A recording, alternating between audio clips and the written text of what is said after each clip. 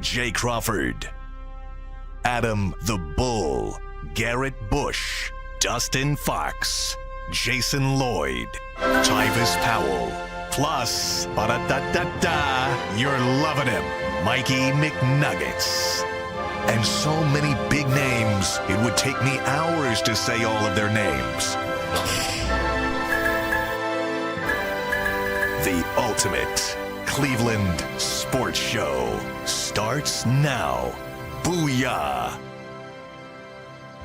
Welcome, everybody, to the latest edition of the Ultimate Cleveland Sports Show. You see it there, the national champion Buckeyes. A perfect day to have two former national champions. We own. Tyvis Powell, Dustin Fox. G. Bush is here. Back, baby. Unfortunately, you didn't win a national championship. Yeah. Sorry, man. I had to wear it all. I got the sock game going. No college championship for this guy. Come on now. We back. I did win a national championship for eating in college, but that's another story for another day. We've got Mike, Steve, Anthony, Earl all on the other side of the glass and a lot to get to. It feels like we've been off the air forever. I wasn't on Friday, but there's I hope everybody enjoyed Martin Luther King Day yesterday, did whatever you did. I don't know. You can't enjoy it? Why are you looking at me like I'm crazy? I just saw a funny skit about that. But I was okay, say, about enjoying Martin Luther King. From Curb Your Enthusiasm. There was yesterday they interviewed, of all people, they interviewed Porzingis. No. Yeah, that was so funny. Porzingis about Martin Luther King Day. He had no clue what it was. He's not from America. I mean, I don't know. It's not you fair. think you would know, but he was clueless. Why would you ask him?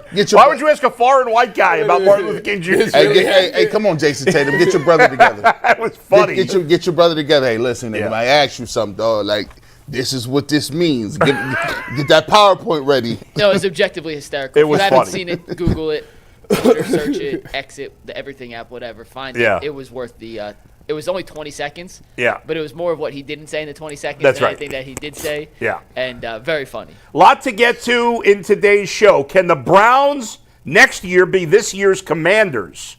I don't know. That was good. I saw that too. I was like, well, who's in a better position right now? Yeah. The Browns or the Lions? Do we want to spend 1 minute on this question? Steve Becker, let's get Yeah, we got Steve Becker, executive producer of the show. Shout out. Listen, we call everybody out on the show when they say something dumb. We've killed everybody at one time or another for saying something really stupid, right? Well, Steve got his. Now, this didn't go on air, but when the Lions lost over the weekend to Washington, Steve sends to our group text chat, would you rather be the Lions or Browns right now? And myself and Dustin and Mike responded, I think. Was confused. And we were all like, are you being serious? Is that because this is the dumbest thing we've ever heard? Did you say, are you trolling? No, I said this is a serious question. Yeah, right. Because it was insane. Yeah. I mean, I knew it was a serious question, but I still had to say that. Right, because it didn't make sense that it was a serious question. Correct. Because there's no debate there. By the way, beyond the quarterback, and you could debate how good Jared Goff is, the Lions are probably better in every – like, what would you take on the Browns? Yeah, you take Myles Garrett singly, but you'd still take – like Denzel Ward, who I got to see this Saturday. Go Bucks. As a group, is there any unit you'd take on the Browns versus the Lions? No. I honestly don't think there's a single one. The Browns secondary. Okay, one. You found one. Maybe. I don't know the Lions secondary enough. I'd take the Lions front seven. They were injured a lot by the end of the year. Don't let him get that off. You snuck that in. Just because y'all won the championship don't mean you could be fraudulent. Yeah. You talk about Juan Thornhill? Oh, okay. So you're not even buying the secondary? No. They got I'm not taking a secondary. And Emerson. Give me a name. He's on the payroll for the Browns. Wait a minute. Give me a name for the Lions secondary. I don't know. I like him better. Terrion Arnold. I'm not asking you. I'm asking Brian Branch. I'm asking I don't know, and I don't care. And how many Browns offensive players would even make the Lions roster? Jerry Jeudy. That's it. Yeah, he'd be their third receiver. He'd be over J-Mo. No way. No. I'm not starting No thanks. Yeah. You see Good. You Williams? start Jerry Jeudy over Jamison Williams. I'll start Jamison Williams. We'll see who wins. Yeah, I'll start Jamison Williams. Yeah, exactly. Sorry. Yeah. The only reason Jamison Williams hasn't put up big numbers overall because he's like the fourth option or fifth option. And he'd be on FanDuel a lot. He didn't stay off FanDuel, he'd be good. Yeah. No, that's not why he got suspended the second time. He was on there. I'm just saying. He was on Jerome that stuff. Ford wouldn't even make their roster. Their offensive line is way better. Their tight ends You take over David Njoku, he's better. So, I mean, stop it. It's a crazy question. I put it up. Obviously, they're much better at quarterback. I put it up in the chat real quick just because I wanted to see. We only got 100 votes. It's up for 1.5 minutes. And 87% say the Lions are in a better spot. I mean, those 13% are lunatics. I would take ROC over theirs. No, you wouldn't. Yes, I would. What? They don't have one right They don't now. have one. I don't care. Doesn't matter. Whoever they're bringing in is better. Y'all sick. Yeah. Y'all is And by the way, sick. real quick, that leads to another thing, and we'll get to part. There's two things in the NFL that every team does wrong. Fans do. The way we hire coaches is stupid. Ben Johnson might be a great head coach in Chicago. Might be. I don't know. But the fact that everybody thinks he's a slam dunk because he was a great offensive coordinator is just stupid. It's dumb. No, I hate the fact that I think New England did it where they had like the day where they interviewed all the black coaches. We should have. I wish one team would just totally just flip this thing upside down. And pay the OC the same amount as the head coach. And be like, you run the offense and you deal with all the other BS. That's right. Because that's where we're at. Like, you just want this great offense, and you think just because you can put together a great offense, you can manage men. It's totally different job. One doesn't make you great. It's just so stupid. But anyway, we got the Cavs to get to today. They bounced back after that terrible game against Oklahoma City. Had a couple of good wins on the weekend, even without Evan Mobley. And by the way, something we didn't even have in the rundown, but we got to mention at some point, is that a former Cleveland Indian, because he played for the Indians, is about to be selected for the Hall of Fame tonight. Kenny Lofton? Cece. That's a shame. Way to have your finger on the pulse there, Mike. I had no idea. But we're going to start with the Buckeyes winning the national championship. We're going to start with the champions. If you want to get into an Ohio State game next season, they got a loaded schedule. They actually start the year with Texas. It could be a 1-2 showdown. Really? I didn't realize start the season next year. You've got to get your tickets online at Game Time. Live events are so much better than watching from your couch, so use Game Time to get the best prices for your tickets to live events. And right now, Game Time has a new feature called Game Time Picks, which filters out the fluff, showing you only incredible deals on great seats, so you don't have to waste time searching through thousands of tickets. Take the guesswork out of buying tickets with Game Time and download the Game Time app, create an account, and use promo code LOCKEDON for $20 off your first purchase. Once again, create an account, redeem code LOCKEDON for $20 off.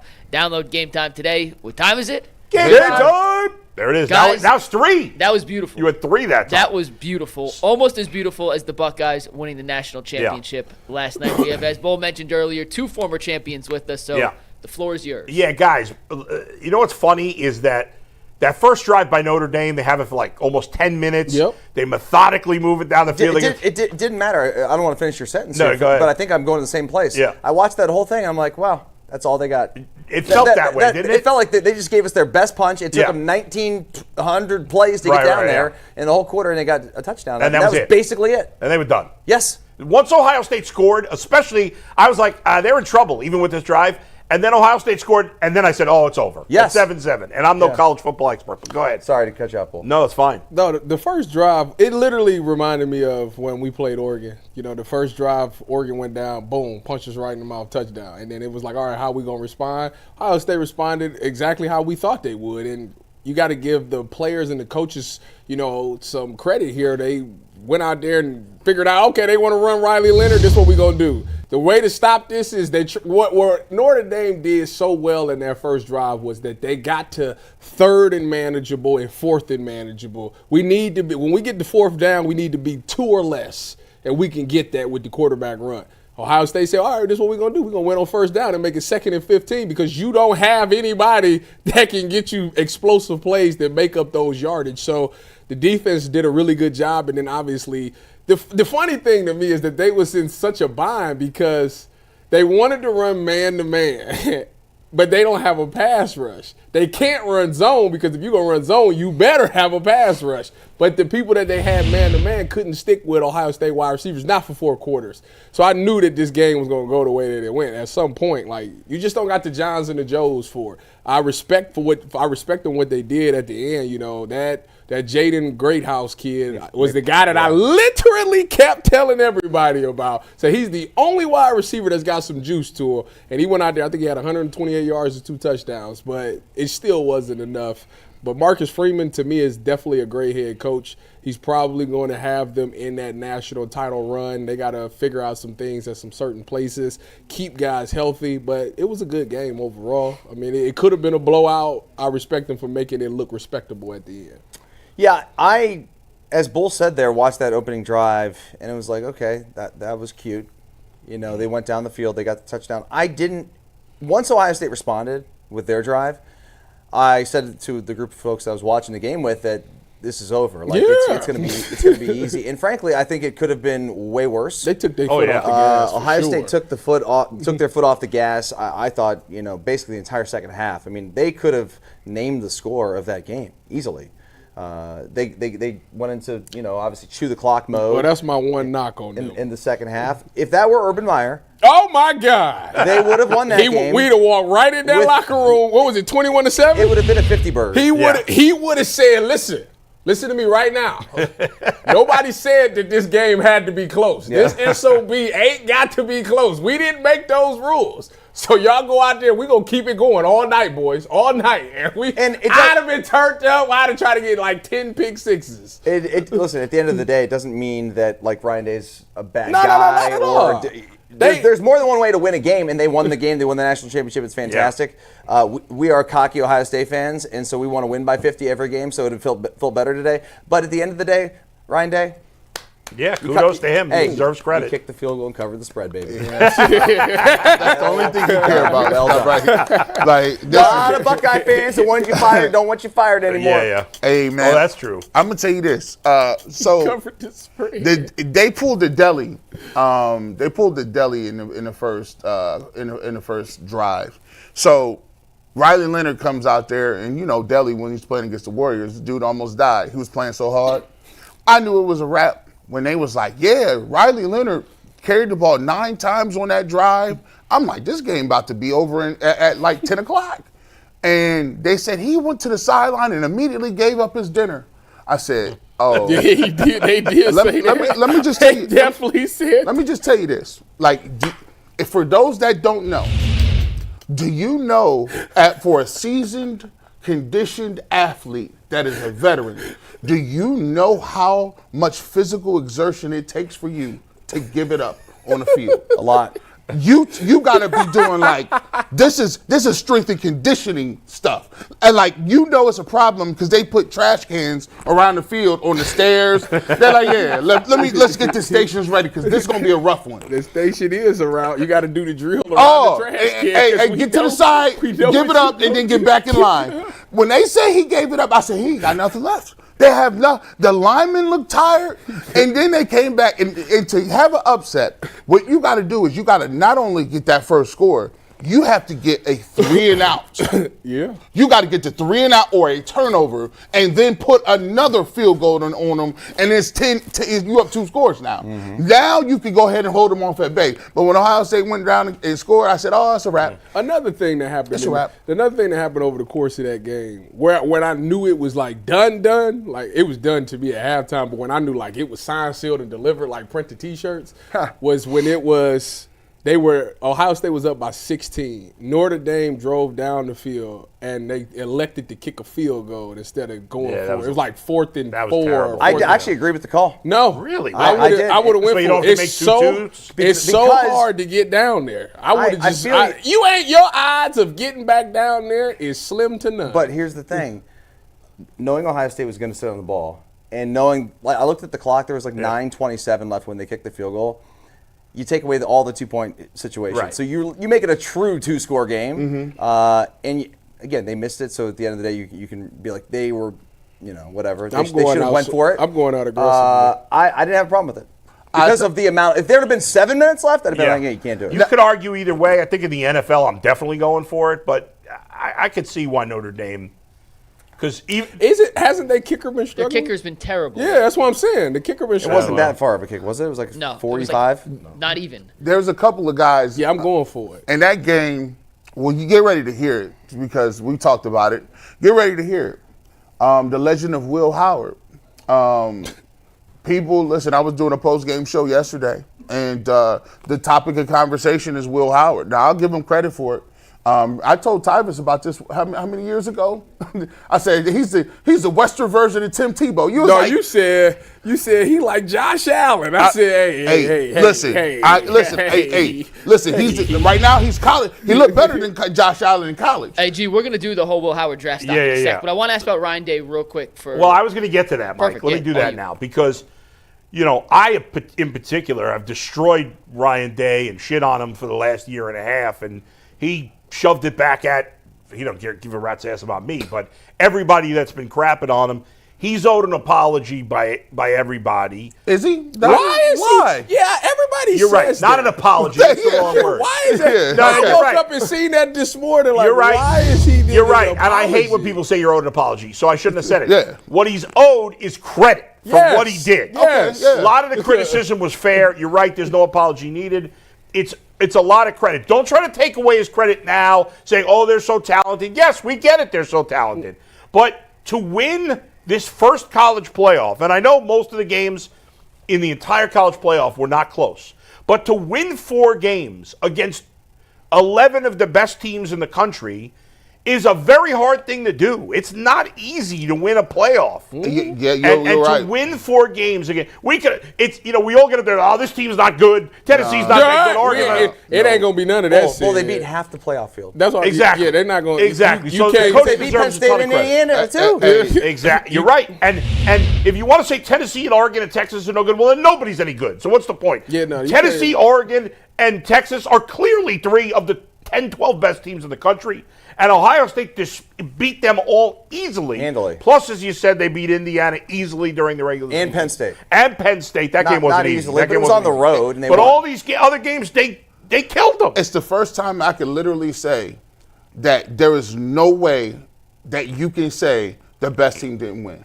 In this format, if you win like this, 100%. they are the number 1 team. There's no split. There's you can't even hate. They had the toughest road. Like before we even got to the end, I said if they win a natty, they would have to slay the SEC demon, the Oregon demon, all those things, and all these things. So there's no way that you're gonna look at this and diminish it in any way. You look at anybody else's path to get into the championship, it was not as hard as Ohio State. And I know Michigan fans are I still saw Michigan fans well, we beat you. Who gives a shit? Nobody cares anymore. The rivalry is not the same. There's people that care. There's people that care, but the rivalry is not as meaningful. We had people in the Tyvus and I did a post-game show Yeah. last night, and I'm not kidding. It blew my mind. Tyvus Yeah. had to explain this to me. We had people that were saying he gets 10 hours of reprieve, fire him tomorrow, like That's Ryan just Day. stupid. And That's I asked just Tyvus, I said, Tyvus, when you go into a season, how do you compare the goals? Beating Michigan, winning the Big Ten, winning a national championship. And he said those are the 3 things every year. And this season, Ohio State accomplished 1 of 3, but I have to assume winning the national championship, the other 2 don't matter if you win the Natty, right? That should be pushed out the way, but I'm not 100% sure that's the case for Ohio State fans. Yeah, and by the way, I'll mark it down right now coming from a Ryan Day hater, because I still don't like the guy personally. But Ohio State will destroy Michigan next year because the pressure's now off, I think, and maybe you could argue it's still on because he hasn't beaten Michigan, but I think after winning a national championship, it's also I think going to take a lot of pressure off of the players and coaches because they're gonna go into that game and they won't feel like if they lose their jobs are on the line. Right. Yeah, it's going to feel like a big game. Yeah, it's going to feel like the Browns are playing the Steelers. Yeah, okay, it's a big game. Yeah. But at the end of the day, it doesn't matter. You can still win a title. That's right. Whoa. Stop saying it don't matter. It matters, but it doesn't matter as much as it used to, right? No, you can say like that, but don't say it don't matter. One thing that matters. Y'all gotta cut that out. I'm sick of y'all saying that. I'm gonna tell you this. One thing that will matter is the blueprint on how you get it. Hey, listen. Hey, all you grandpas that get off my lawn type dudes, the Dabo Sweeneys. I'm gonna tell y'all something right now. Dabo got his first dude out the portal. Y'all ain't never gonna win unless you ante up and pony up and pay this money. Y'all can sit back and retire like Saban and you play your, get on your high horse. But I'm gonna tell you something right now. See, Ohio State, we talked to Gene Smith. Gene Smith was trying to pay him years ago. Y'all better, SEC, y'all might want to get on it because listen, man, they paying guys and paying them well. And guess what? When you get a dude like Jeremiah Smith, he's coming back. And when they got Caleb Downs out of the portal, one of the best safeties, college safeties I've seen in a very long time. When Ohio State is getting them type ball players and they paying them and they renewing them and they get new dudes, Think about it. They might get your best player. Hey, Ryan Williams. Hey, you want to come up here and play? This the thing about that. What y'all talking about? Because RG3 was like, the moral of the story is pay $20 million. The fact of the matter is Texas and Oregon both had higher NIL payrolls than Ohio State. So it's not just ponying up the dough. Like, it's not that.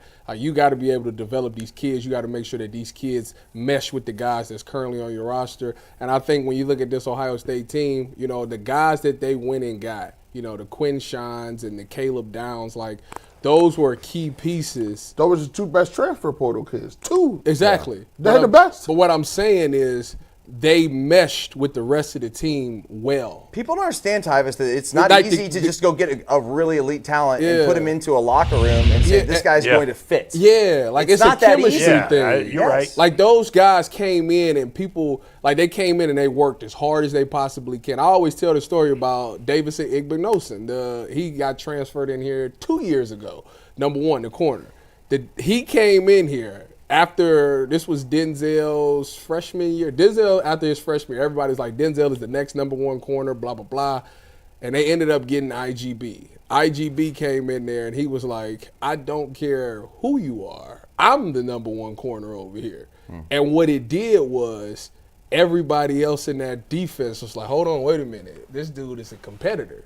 So, like, nobody could rest off of their morals anymore. Everybody was like, I got to compete because this dude is in here talking trash. He competing. And what it did was it got a swag and an aggressiveness in the secondary. Then you start seeing everybody start trash talking and start acting like that. But it was perfect that they went and got a guy that can have that impact. You go get a Caleb Downs. Caleb Downs was a guy that knew more than probably the coaches did. So now I got a smart guy back there that's essentially a coach on the field that's holding me responsible. So now I got a guy that's changed my whole attitude. Then I got a guy that I got to make sure that I'm prepared for because he expected me to know the same stuff that he knows. So now I'm a smarter football player. Like, all of those things matter to what changed this entire defense to make them become what they were. So you can just go in there and pluck guys, but you got to make sure that those guys that you bring in, that locker room is going to accept and be able to still produce on the football field. And Ohio State did a really good job of doing that. Like I said, I always want to say shout out to those collectives and shout out to those donors, man, because we sit there and we'll talk about how Ryan Day did all this and that. Yes, he did, and he deserves all of his flowers. But I don't want the collectives to get lost because those guys are the ones that's dealing with having to deal with the agents, making sure this player is happy, make sure they getting X amount of dollars. And then you got those donors that's writing checks for these kids and stuff like that to keep the program going, to keep this kid from leaving or trying to make sure that this recruit, we don't lose this recruit. So it's a lot of stuff behind the scenes, and I want those people to also get their flowers, which I personally sent them all thank you text messages last night because, like I said, everybody's happy that we won, but I also want to make sure that the right people get their flowers as well. Oh, and by the way, we might as well go ahead and say it. We make sure you get your flowers. How many of these players on the roster you done dealt with, huh? How many people you done brought to the table? I'm just a former athlete, bro. See, we know behind the table. I'm just the radio guy. Behind the scenes, I'm just the radio media member over here. Y'all need to give this man his national championship ring because he had a lot of these dudes. A lot of these dudes that got transferred in. We good. And a lot of these dudes that got transferred in. I heard Tyvis was on the phone with him like, talking to their parents. He had to leave the studio talking to folks. No, we good. Make sure he gets that championship ring. Hold on, listen. I ain't had nothing to do with any of this stuff, man. This was all the incredible staff at Ohio State, those players figuring out what's important to them, all of them realizing that, you know, maybe it's not just all about me. You know, it's about the guy that's next to me. You know, I'm going to go out there and play as hard as I can for the guy next to me. It's about those younger kids realize, like a Jeremiah Smith and a Caleb Downs, realizing like, yeah, this might not be my senior year, but those seniors that's up there right now whose last year it is, like this is their last shot for them to even have a mark in Ohio State history. So I'm going to go out there and sell out and do everything I can for those guys. Like, that's who deserves the credit. Those incredible seniors, man, who I don't think they ever beat the team up north, and they've never been to Indianapolis to play in the Big Ten championship, which is terrible to say out loud. But if they had not completed this goal, think about 10, 15 years from now when they have kids. Hey, let's go to the Woody. Well, what did you do, Dad? Oh, I had that Rose Bowl.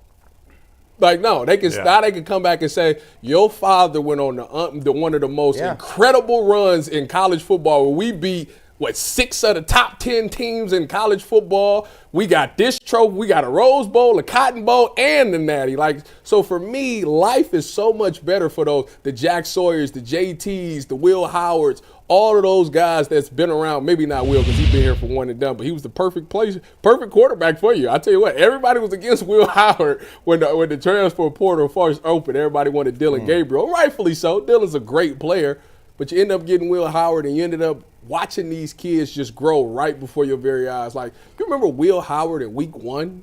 And against Akron, right? Yeah, you remember how terrible we couldn't even run the ball against Akron. You remember that? It was bad. And people were like, we got this guy? Yeah, it was all. This is the portal quarterback? He was throwing ducks. You couldn't even throw the ball deep. The receivers would have to stop and come back to the ball. Now this dude hitting guys in stride for game on the line. Dot to Jeremiah Smith down the field. Like, that's what I'm talking about.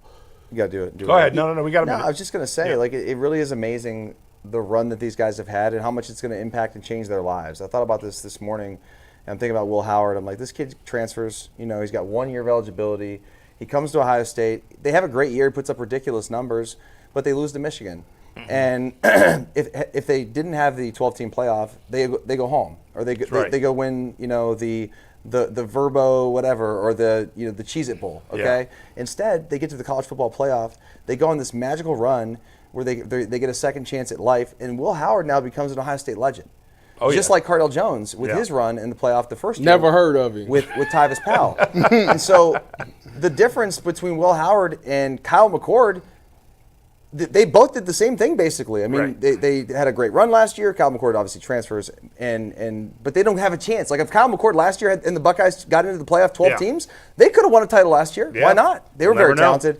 But in the end of the day, this is a legendary run, and Will Howard is going to be considered an all-time Ohio State great for playing 1 year. No doubt. Just like Maurice Clarett, by the way, 1 year. That's right. And I think we're going to see in the upcoming years, we're going to see a lot of national champions that maybe don't look good early in the season because, as you guys said, there's so many transfer players. It takes time to evolve, man. Right. You got to, football more than any other sport, you got to build that chemistry. Develop that chemistry, and it's going to take time, but they deserve all the kudos for that. And it's a great segue to our next topic. Hit the like button, hit the subscribe button. We appreciate you guys for helping get UCSS out to everyone on YouTube. The more you guys hit the like, the more you subscribe, the better it does on the back end of YouTube. So we just want to say thank you for your constant support.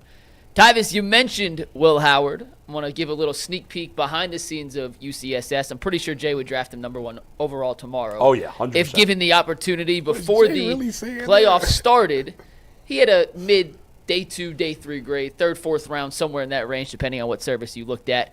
But fast forward to today, guys, what is Will Howard's draft stock? How much has it risen, and should he be on the Browns' radar as they look to find their quarterback of the future in the draft? Before you guys answer that question, let me just say this. Earlier I said the way teams hire coaches is stupid.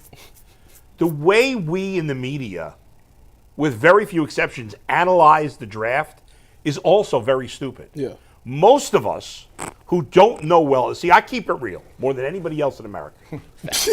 I don't know shit about these players. I don't know if my first reaction to Will Howard being drafted number 1 was, that's the most ludicrous thing I ever heard. And then I said to myself, why is that ludicrous? If you asked me to break down why Will Howard is better or worse than Shedeur Sanders, I can't do it. I watched Will Howard. I don't know if I watched Shedeur Sanders play more than 1 game this whole season. I can't reasonably break it down. Plus, I didn't play football. Okay? First of all, you have to have that knowledge of playing at some high level, I think, minimum. And we base our opinions, many of us, on what the mock drafts say, which is stupid. This is not to say that Will Howard should be the 2nd pick in the draft. I have no clue if everybody seems to think he's not worthy. Maybe he's not. But to just say he's not because Dane Brugler and Mel Kiper, and no offense to those guys, they work hard and they deserve credit. But guys in the NFL who have done this their whole lives, GMs, get it wrong all the time. All the time. Especially on quarterbacks. Yes, there's a lot of quarterbacks that get drafted high that are great. Most of the great quarterbacks in the NFL were drafted in the first round. There's also a ton of first-round quarterbacks that suck, that are terrible, that had no business. The reality of it, Bull, is that that a lot of people, to a lot of talking heads, including us, Yeah. have conversations that feel like that we know these players, when the reality is a lot of us don't even know the height and weight of these kids. No, and we have, and the advantage that the NFL people have is they get to know, like you really, unless you know the player, you don't know what he's made of. You don't know his heart. Like these things are important. The kid could be a box of rocks. The kid could be a turd. Exactly. But we don't know. We don't know that. We just think the kid he looks good on ESPN. Right. And you guys, at least, you guys played in the NFL. G played at a high level of college football. Most of us didn't do anything. Maybe played in high school. I didn't play in high school, but most people didn't play in high school. We know you were a good enough athlete to play in high school. If you of course. Yeah. I should have played in high school. So, but let's ask the football guys. I Tyvis, what do you think of Will Howard and his potential future as an NFL quarterback? And not saying it too, but is this a guy the Browns should legitimately have on their radar at some point in the draft? I'm going to be honest. At the beginning of this, I said, before the CFP started, Will Howard to me is one of the most underrated quarterbacks in college football, because if you look at his numbers and you compare him to a guy like Dylan Gabriel, who was a Heisman guy, about the same. Like the numbers is pretty similar. Actually, like from a completion but it can't just percentage. be about the numbers, right? Because he's got Will Howard's got more talent around him than anybody else. True. Wait, so Dylan Gabriel don't? I don't know. Yeah, he does. I'm not going to lie. I don't even know who Dylan Gabriel is. He's the Oregon quarterback. I had no idea. I forgot. That's how locked in I am. So Dylan Gabriel, you remember Dylan Gabriel finished as like I think he finished like fourth or fifth in the Heisman this year or something like that. He was a really good quarterback, really good. He's known for his accuracy. Yeah. But if you look at Will Howard's accuracy, the percentages is pretty darn 70% close. 70% is pretty good to me. Yeah, I think he's 73%. Yeah. So to be honest with you, Will Howard is a quarterback that, he made this statement like a week or two ago. He was like, his only thing that he regrets is the fact that he only has like one or two. He was saying this before the Natty. I only got one game left with these guys and his coaching staff, because he's realized, if you watch Will from week to week, from what he was in Akron to what he is now, the fact that he was able to transform himself into this quarterback that he is currently in just 1 year, like, I think, to me, it shows that I don't know what they was teaching at K-State, and this ain't a knock on K-State at all, but I don't know what y'all was teaching him at K-State. Clearly, his mind was blurred. It sounded like the Sam Darnold thing when Aditi talked about Sam Darnold when he got to San Francisco. It sounded like the exact same thing happened to Will Howard where he got to Ohio State, that Chip and Ryan used phrase and taught him things that he never knew, and that's why he got so much better over the years. So I say all that to say, if I was taking Will Howard, I would have him in like the 3 to 5 round range. Mm-hmm. If I'm the Browns, absolutely. I think y'all should take 2 quarterbacks in this draft, because I don't think y'all have 1 quarterback on y'all roster right now to begin with. So I would go take one with the second pick, and I'd take him if he's available in the 3rd or 4th, 5th round. A little RG3 Kirk Cousins. I'll say this much. I agree with you guys for the most part. Like, I don't know if Will Howard's going to be a great pro. I mean, I think he gets a chance. I mean, every guy that can go lead a team like Ohio State to a national championship and have a run like that and to have such an impact on the team, he wasn't along for the ride. It wasn't like the quarterback from Michigan who just beat Ohio State. Like, you'll never remember that kid's name, most likely. Yeah. Because he didn't do a whole lot. He didn't put the team on his back. Like, Will did a lot to help facilitate this run. He's got great size at 6'4", 235. He's very athletic. He's got more than enough arm strength. And to be able to handle the adversity that they had to deal with from Michigan to now is amazing. So he's got some serious mental fortitude. He's a tough kid. I'd give him a chance. And this much I'd say about the Browns in terms of Will Howard. If there's anybody that should know every nook and cranny of Will Howard, it should be the Cleveland Browns. The kid's an hour and a half down the road. You could have a scout there every single day talking to this kid, figuring out how this kid ticks, what's going to, like, you should know. You have the closest proximity to know everything about the best players. I mean, not saying that the Browns should be filled with all Ohio State players. It's not the case. But you shouldn't let these guys fall through the cracks. No, I'll tell you. You're right on the fact that he's an hour and a half down the street. Because I know 2 hours. 2 hours, right? I just drove. Tyvis would know. Yeah, I just drove it. Stop playing. He does it all the time. Hey, but listen, I'll tell you, the Steelers is looking. I'll tell you, the Pittsburgh Steelers is looking. Sure they are. They stay looking. And for me, I look at it this way. I think we put too much of the emphasis on the player. or the players in general. There is going to be somebody in this draft, no matter where they are, that's going to be great.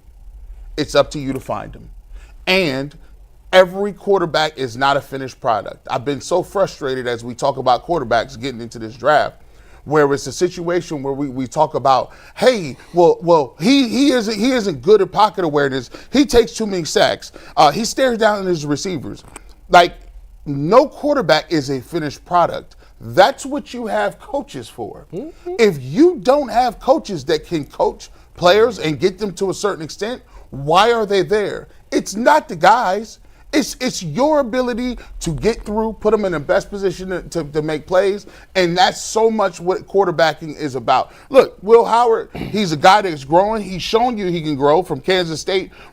He was running the ball quarterback power 18 times a game in Kansas State. They wouldn't even put him in a position to throw the football. He's just now coming to his own throwing the ball and learning certain concepts. So, like I said with Tyvis, to me, there's going to be a process, and everybody should give themselves some leeway because the process has not begun. We still got a lot of information to get. You got your Senior Bowls, the Shrine Bowls, the Pro Days. Which you're going to get a part of. You're going to get a bunch of information, and as more information you get, you can be more credible in what you think. And the Browns are one of the coaches at the Senior Bowl. Senior Bowl. And the thing about because he was supposed to go to the Senior Bowl last year, and I think he didn't because he came to Ohio State. So I would imagine he probably go this year. But I think the thing for him, what he has to prove, if I'm a scout, and y'all want me to be critical of Will, my question would be, can you win it without those type of receivers? Because it's no secret that you got the best wide receiving core in the country. And backs. So the throws is pretty wide open. You got two backs. You got guys that's gonna make. Well, they weren't that wide open in Texas game, man. He had some tight windows. In that Texas game. Yeah. But can he do that on a consistent basis? That's the question. So I think there's a lot. I don't want to cut you off, but to me, what I would say is I'm not looking at Will Howard to come in and be the starter right away. I don't think that's the case. If he wants to succeed in the NFL, to me, I think it depends on where he goes. He goes to a Kyle Shanahan. He goes to a Kevin O'Connell. These guys that's been known to groom up these quarterbacks correctly. I think if he gets in there and understands their terminology, I think, yes, he can be a successful quarterback in the NFL. But if he's going somewhere where it's just gunsling, all this and that, and you ain't got the weapons on the outside, I think he's going to struggle. Yeah, I mean, it's easy to look at Will Howard and say, you mentioned Cardale Jones, the brilliant run he had. Never heard of him. And Cardale didn't pan out in the NFL. Now, I don't know, maybe if Cardale had been in a better situation, maybe he would have. I think if Cardale leaves after they win the Natty, he would have been drafted higher. It doesn't mean he's going to become a better player, but it's going to give him more opportunities. Right. He would have been drafted higher. Exactly. So we'll never know. And you don't know. Fair I think a lot of times the talent around is held against Ohio State quarterbacks, and the fact that outside of Stroud, no Ohio State quarterbacks have had success in the NFL ever, really.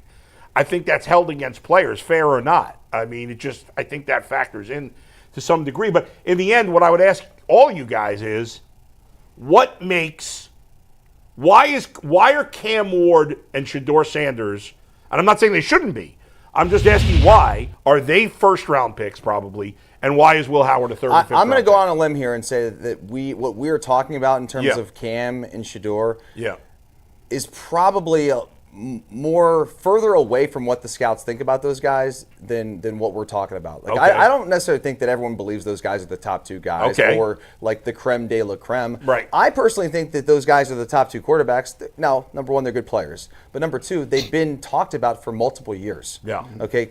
We've been talking about Shedeur Sanders. His father is a Hall of Fame NFL player. Yeah. Okay. And this kid's been awesome from Jackson State to Colorado last year to Colorado this year to the run they've had. They've been basically plastered like the Los Angeles Lakers on ESPN. And then on top of that, you got Cam Ward, who has done some awesome things at multiple schools and has just continued to become this prize recruit, and then recruit because he got a lot of money going to Miami. And he turned into nothing, into basically the best team they've had since Ken Dorsey was there. Well, Cam Ward was balling at Washington State. But we've talked about him since Washington State. So these guys have been on the radar. Will Howard played at K-State. Nobody thought this guy who was a good player at Kansas State was going to become an NFL player and lead a team like Ohio State to the Natty. and he did. So now I think there's going to be some stuff drumming up here over the next couple of months, and maybe he does get in that conversation. Right. We'll find out. I guess my question is there a clear talent difference, or is it just a height difference? I don't think so, Adam. Yeah, I think if you put Will Howard on Miami or Colorado or vice versa, all these guys across the board, they're probably all going to win games. I think the difference between the three quarterbacks, like if you see Cam Ward play, right? Cam Ward has times where you'd be like, wow, what the he just by sliding in the pocket, moving around, nonchalant, evading the rush. He makes it look easy. Throwing sidearm and looking away. You'd be like, what the heck? They had him dead to rights. Like his arm angles, he throws it for man. Shedeur Sanders, he can throw a football, and you'd be like, man, he throws a beautiful deep ball. Like the ball it just seems like he put it in somebody's chest. Now, Will Howard is not asked to do those things. He's not asked to do that. He's like, listen, we got two backs in Henderson and Junkins. We're going to hand this ball off. You got Jeremiah Smith out there. We're going to throw it to him, and we're going to let him make some plays. Abuka. They got a lot of people that they spread around that he's not asked to do those specific things. But you also got to learn, though, just because you're not asked to do those things in college doesn't mean that's not in your tool bag. You just ain't seen it yet, and that's up for the Browns to figure out if that's in there in those workouts. And there's somebody, I tell you, there's somebody that's going to go day 2 or 3 that's going to be good. I think it's interesting. Last thought, Mike, before we move on. If you look at the best quarterbacks in the NFL right now, Patrick Mahomes. He was highly thought of coming out of college. When thought about that. Dustin and I were on the radio. I don't think we ever discussed the Browns drafting Patrick Mahomes with the first overall pick. Because we'd be like, he played at Texas Tech. They won 8 games. Like, he put up big numbers, but he played in the Big 12. Like, all these things we used to denigrate the guy. Lamar Jackson. Didn't watch him play. Lamar Jackson was the 5th quarterback taken in his draft. Josh Allen was 3rd or 4th? There was a tweet. What was he? Josh was 3rd. It was a tweet on Twitter. A guy said, everybody talking about how bad this draft is. This is the comments from 2018 when Josh Allen did his pro workout. That's right. People Browns fans up and down hated it. Unanimously. Even Joe Burrow, who was considered the best player.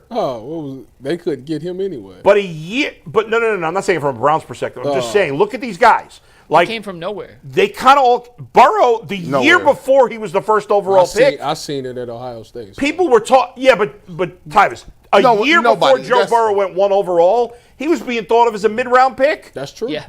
He wasn't thought. That's what he was thinking. 5th round. Even after his first year at LSU. I want it on record that in 2016 I was watching spring practice and he made this incredible throw, and I told my wife that day that he was winning the Heisman. Just want to make sure that you got it, but nobody else did. That I said that. Look at the 2 best quarterbacks the last 2 years. C.J. Stroud, 2nd quarterback taken, not first. This past year, Jayden Daniels, best rookie quarterback, 2nd quarterback, not first. None of these quarterbacks, except for Burrow in his last year only, had the crazy hype that some of these other quarterbacks have had, and yet they're the best quarterbacks in the league. And then you wonder why everybody say this quarterback class is weak. Yeah, and it may be. Maybe they all gonna suck. I don't know. But that's rare. That's very rare. When's the last time every quarterback just went that great? The Kenny Pickett, Mac Jones year. And E.J. Manuel. Geno Smith year was bad. I think he was the first quarterback. Yeah, Geno, that was a bad draft. Yeah. Geno was the best of the bad lot. It happens every once in a while. But it's very rare that there's no good quarterbacks in a draft. Who was the second quarterback? Was Malik Willis the second quarterback taken at Kenny Pickett? No, 3rd. Kenny Pickett.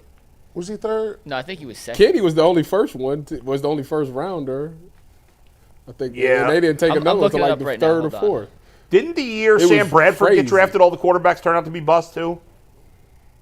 That was Brad. I can only have somebody task. Yeah. Being a part well, it was Kenny Pickett. It was Mac Jones. That was 09 Bradford year. No. Kenny Pickett wasn't Mac Jones. Mac Jones was the same year as Trevor Lawrence, Trey Lance, Justin Fields, Zach Wilson, and Mac Jones. There's that draft's pretty bad too. 5 in the top 15. So only one is a legit starter, and we have our questions about Trevor Lawrence. And he's a question mark. Yeah. So why do you believe that so many people now advocate not even looking at a quarterback? Real quick, Desmond Ridder was the 2nd quarterback. Yes. Shout out to Atlanta. You know what it tells me? That literally, I blame the college coaching. I do. The development of quarterbacks is down.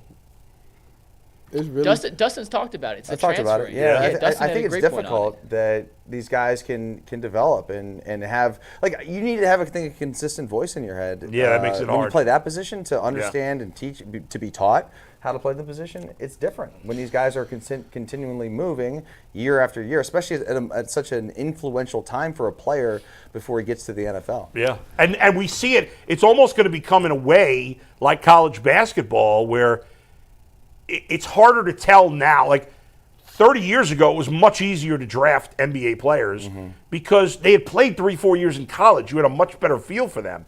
Now a guy plays 1 year, he might play 15 games. Kyrie Irving, who turned out to be a great player, but he barely played in college. It's such a projection. Yeah. Especially in college basketball because these kids play 25, 30 games. Yeah. You are projecting skill sets and how you think things translate. Yeah. And the reality is how you think something will translate from point A to a massive step up in competition does not always equate. And it's the same thing with high school recruiting.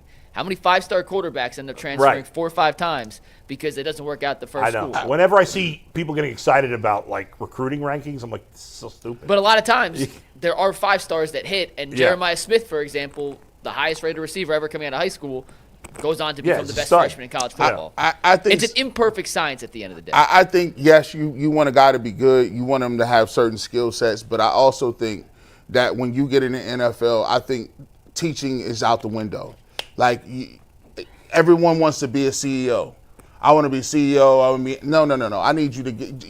You have to know that if you draft a quarterback, you may have to start from ground zero. You may have to start with footwork. You may have to start with this is how you watch film. You're going to have to start with all this good stuff. I get it, the fact that you want Peyton Manning. There ain't that many of them out there. So what you're going to have to do is either you're going to develop somebody that's a veteran, that is a retread, or you're going to draft a young guy. But you know what? The quarterback thing is so interesting to me because nowadays, you got a quarterback coach, but then these quarterbacks got their own guy. Yeah. So, a lot of the times I wonder how much of those, is the quarterback coach and the quarterback trainer, are they in link step? That's when you need those guys to be in lockstep and to actually communicate. I think back in the day, these coaches used to have this gatekeeper mentality about this is my guy, this is my the coach in the league versus the private coach. Now I think these guys are starting to work together and get on the same page more so. That's allowing these kids to have success. One thought just came to mind, guys, about a player that I never thought was going to be a good pro. And he also played at multiple schools, one at a high level, but I didn't think Jalen Hurts was going to be a good pro. The guy's been to a Super Bowl and is about to go to another one. Yeah. I didn't think he was going to be a good pro either. I didn't think he had the skill set to throw the ball consistently. I knew he could run the ball. I thought he might be a trick guy or a backup. But a lot of Philly fans that's he still ain't good. Yeah. Maybe so. I was booed there in my first game, and they didn't even know my name. So they just booed because they want to boo. Yeah. Blow the whistle. Great conversation. Let's switch gears, talk some hoops. Yeah, we'll talk more Ohio State in overtime. Yesterday, there was no full UCSS show. We did tape an Ultimate Cavs show in the morning if you want to go back and hear some mid-season, because it was officially before yesterday's game, the mid-season point for the Cavs. Some reactions, takes, Cam Johnson, fan-submitted trades, all the above. Head over to our page. You can find the Ultimate Cavs show on there now. Speaking of yesterday's game, guys, since losing to OKC, the Cavs have roared back with 2 consecutive wins over playoff teams in the Western Conference to beat the Timberwolves on Saturday night. They held the top 10 offensive-minded Suns to fewer than 100 points yesterday. 3 storylines from last night's game. I want your take on what you think was the biggest. Winning without Mobley, who now has a calf strain. It was upgraded from calf soreness. The fact they held the Suns under 100 points, which doesn't happen too frequently in today's NBA. Or Donovan Mitchell bouncing back with back-to-back 30-point performances, including 33 yesterday in the win. Well, Donovan said he didn't play well. He said he was upset about his performance. He said he did well on defense, but he wasn't necessarily happy with his offensive performance, which 33 points. 11 for 25 ain't great. Yeah. So I guess I and understand the game against Minnesota, he shot terribly from 3 again. But go ahead. But holding them under 100 points, though, in today's basketball, with those guys that they got over there, with the Kevin Durant, who's, if I remember correctly, he's still top 5 in scoring, right, Mikey? Sorry, I was Durant's still top Kevin 5 in Durant's scoring? still top 5. And Yeah, I believe so. And they did a really good. I mean, he was efficient last night, but they made him work for his shots. Yeah, And he's the Yang averaging did an awesome 27 job a playing game. defense. so Ham, the Devin Booker, I think the game before that, he had a really big game. So he was probably still a little hot and feeling himself. Bradley Beal, I don't even count him no more. So I think he want to be traded. But holding that Phoenix team under 100 points to me is impressive because we so much talk about this offense and how the Cavaliers, everybody gets their shots, how they're swinging the ball, and we don't really spend a lot of time talking about them defensively because we just know that can't nobody keep up with us scoring. But to see them actually go out there and play some good defense, contest these shots, make guys work for these baskets, that's very inspiring. I remember McNuggets was teaching us about teams that win it all got to be top 5 in one and top 10 in the other category.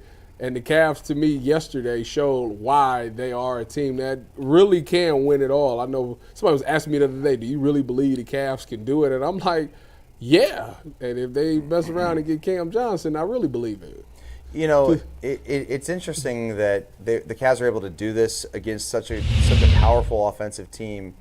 And the Cavs were able to get it going offensively. Mm-hmm. A lot of cases, you would think that a team like the Cavaliers maybe played down a little bit because they were having an offense. Obviously, Phoenix, not taking anything away from the Cavaliers' defense. Mm-hmm.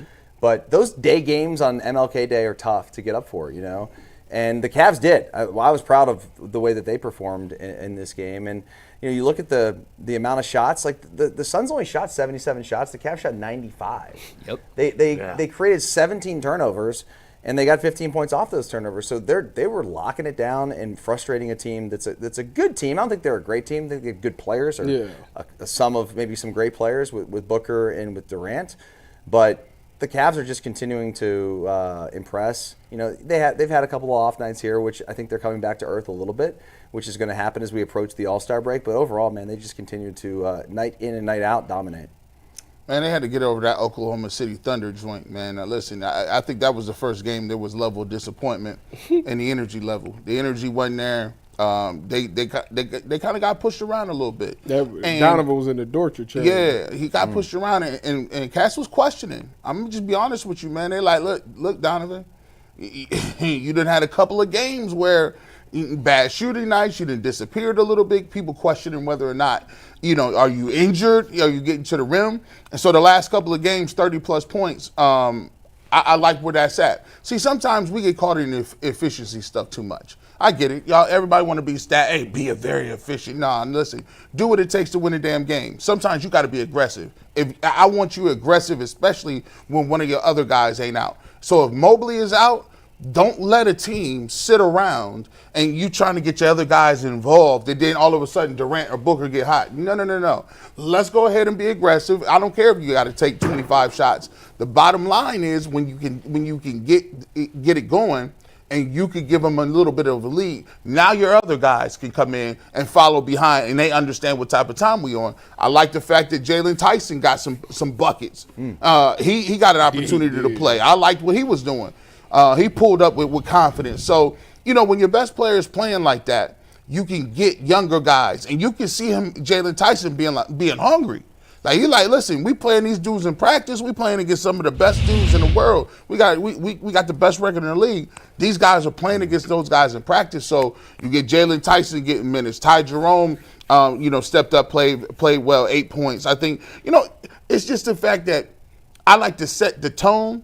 I like to set what it's about, and I thought Donovan Mitchell did a good job of making sure his team wasn't going to fall into a malaise early. I think, to me, it was the defense, and it was just bouncing back because they had played a not great game against Indiana, right? Mm-hmm. And then they bounced back and beat Indiana.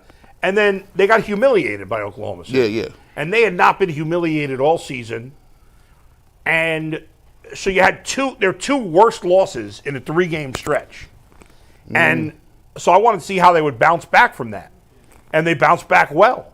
Minnesota and Phoenix are not great teams, but they're both good teams. Minnesota was in the Western Conference Finals last year. I know they haven't been as good this year, but they're still good. And if Kevin Durant's your best player, your floor is pretty high of how bad you might be. So you just beat two good teams, and you showed, okay, yeah, we were terrible against Oklahoma City. Whatever happened, we got humiliated. We're not going to let that let us spiral in a bad way. So I thought that was good, and especially the game against Phoenix yesterday, when, as you said, Dustin, like playing an afternoon game for an NBA, like you don't play a lot of afternoon NBA games. Yeah, on a weekday. Maybe a Sunday. Yeah, like never. You could have been Dallas and the Hornets where they were playing at noon. Oh yeah, right. Like it's just uncommon. It's like Christmas and MLK Day. That's about it. And it's tough for a West Coast team like Phoenix to come east and then play at 3:30, even more of a time. That's true. It's much harder for the West Coast teams. Speaking of which, did anybody see what's the coach? Mick Cronin. Is he the coach of UCLA? Yes. Did you see him go off on a reporter? Because he's been doing a lot of things in press conferences recently. I don't know. I thought it was a little too much, but he went off on his team about 2 weeks ago. Yeah, called him soft, and then there was another couple things that he said. So yeah, I mean he's been he looked crazy. Yeah, he's a hell of a coach, but he is crazy. Well, he was like the reporter said, we all know it's hard for West Coast teams to go to the East. He said, you think it's also hard for East Coast teams to go to the West? And he was so pissed off at that question because he's like, we got to go East all the time. They only have to go West once. There's a lot more teams in the, I don't know. Anyway, he was pissed off. But it's the point, yes, it's a major disadvantage for the Western teams. But the Cavs, because they've been a little up and down lately, could have had a afternoon game. Maybe they were sloppy, but they were not. And I thought the defense, especially without Mobley, you mentioned it before, but we haven't really talked about it much. He's dealing with an injury. Mobley's their best defender, obviously. So to beat a good team in Phoenix with one of the best players in the history of basketball and to make it a tough night for him on some level and play that well when you're missing this guy, I thought that to keep them under 100 points was really impressive. Yeah. Another thing that I wanted to hit on the Donovan side, what's been impressive about Donovan, maybe not so much in this past game, but the Minnesota game, without them having Mobley, I think he's aware, like, all right, I got to do this now. And he's been his volume's been way up. On the rebounding side. The dude is shorter than me, and this dude be going out there. I think he had like 8. Did he have like 8 boards against Minnesota or something like that? I think it was 9. Like, dude. It was more than usual. He had 5 last night, and then 9, against Minnesota he had 8 rebounds. Like, I respect. No, he had 9 in another game then. I don't know. He's had a lot of rebounds lately. Yeah, he had 9 against Indy in the win. Okay. Like he does, he knows when somebody's down. He knows when we're going to be lacking in the area, and he like excels his play in that area, so it's like no void there. And I actually appreciate that because, star players be like, you know what, this is who I am, this is what I'm doing. He has no problem with switching his game around to help fill the void. So I actually respect Donovan a lot for doing it. I got no concern about Donovan whatsoever. He's been in a little bit of a shooting slump. I don't think there's any doubt about it. And he even said, as you said, Tyvis, that he's not happy with his offensive play.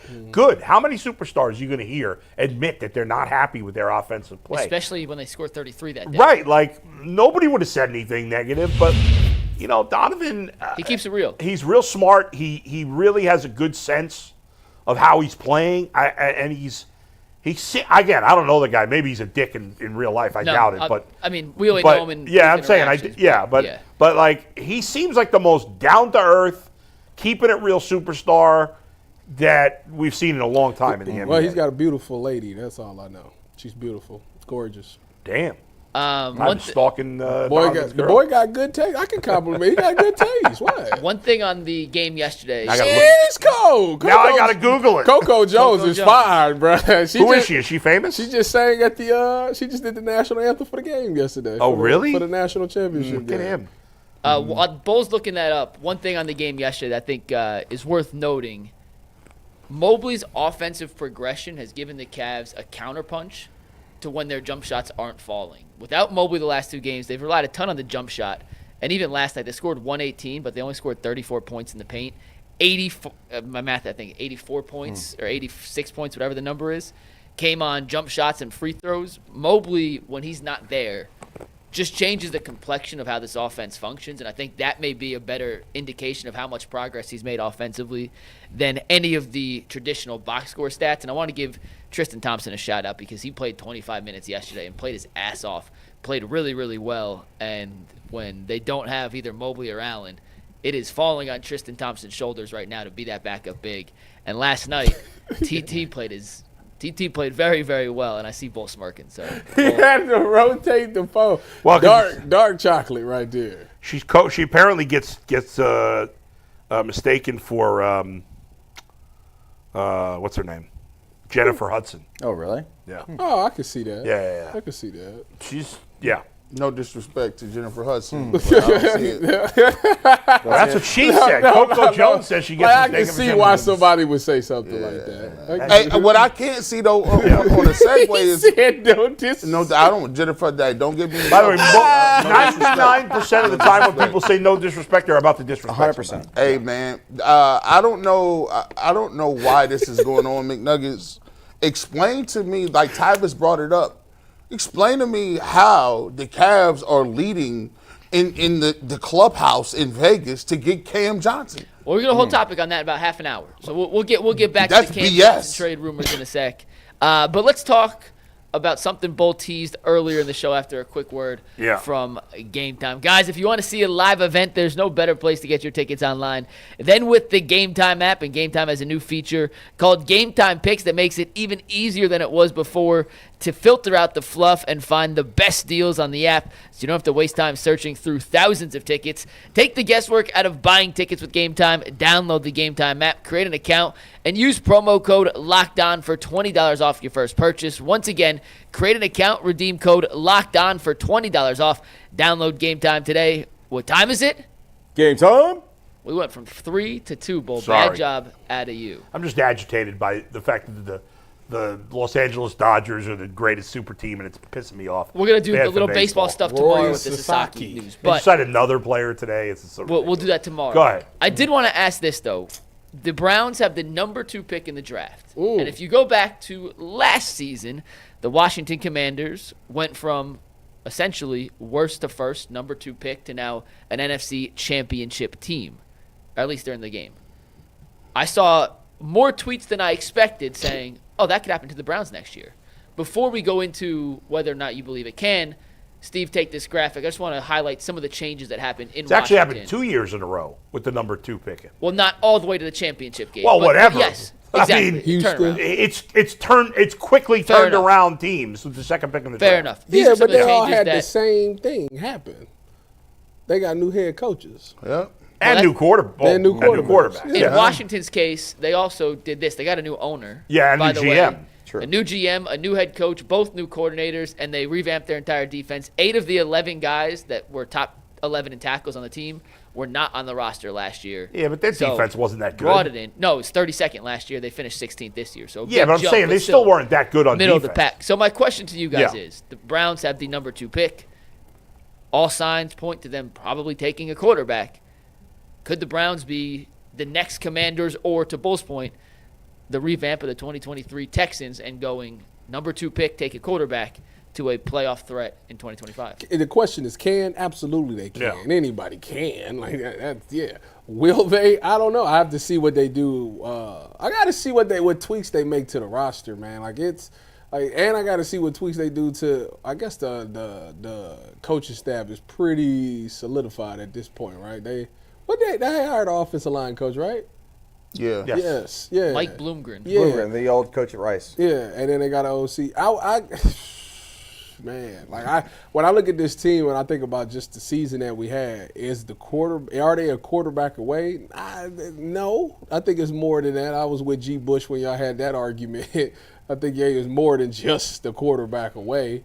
So yeah, I got to see some of the other ones because I almost called them the Redskins. What the Commanders did. Now you just did. Yeah, I know. What the Commanders did was they got Jayden Daniels or not just him, but that team, they went and got veteran players that's had a ton of success, but maybe only have like 1 or 2 years of good play left. Bobby, Austin Eckler, Zach Ertz. Those top 3 names come to mind when I say this statement. Yeah. So it's like, do I see the Browns doing that? Like are they going to get a Bobby Wagner type line? Because we need one. Why not? Who is out there? Well, I don't know, but here's the thing. Here's why the answer is obviously yes, it can happen. There's no doubt it can. Yeah, Will it? that. I don't know that there's a player good enough. Here's the but. Now, Washington and Houston the last 2 years both had an advantage that the Browns don't have. They're not. Washington plays in the NFC, which is obviously not as good as the AFC. There's not. Most of the good young quarterbacks are in the AFC.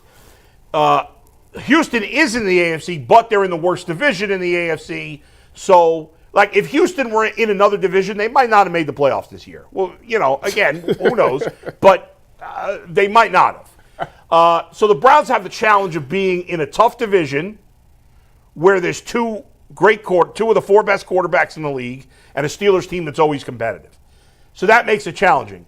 But if you told me that the Browns were able to draft the equivalent of Jayden Daniels or C.J. Stroud, then absolutely they could turn it around in 1 year. Now, I don't know if that's possible because I don't know if there's a quarterback in this draft that's as good as either of those guys. It's probably not likely. There's a lot of people that think Caleb Williams is already a top 5 quarterback, which is nuts because, I'm sorry, Jayden Daniels.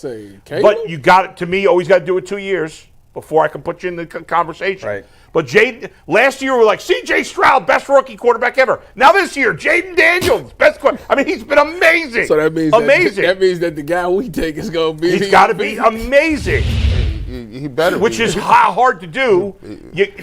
But yes, this idea, like I saw my boy Darryl Ryder, love you, Darryl. We worked together for many years. Yeah. But I see Darryl saying, well, these playoff teams, the Browns are miles away. That's easy to say. Everybody was said the exact same thing about Washington last year. The exact same thing. And again, let me make it clear. I'm not saying it's going to happen. I don't know if any of these quarterbacks are good enough. But I don't think, now, and this is coming from, by the way, maybe the only person that picked Washington to go to the playoffs. Nobody else was picking Washington, even with Jayden Daniels. Nobody was picking Washington to go to the playoffs except for me. You go, bull. There you go. NFL expert. No, not really, but close enough. Anyway, but here, if the Browns, for Darryl say, the Browns are so far away. Yes, they're so far away as long as they need a quarterback.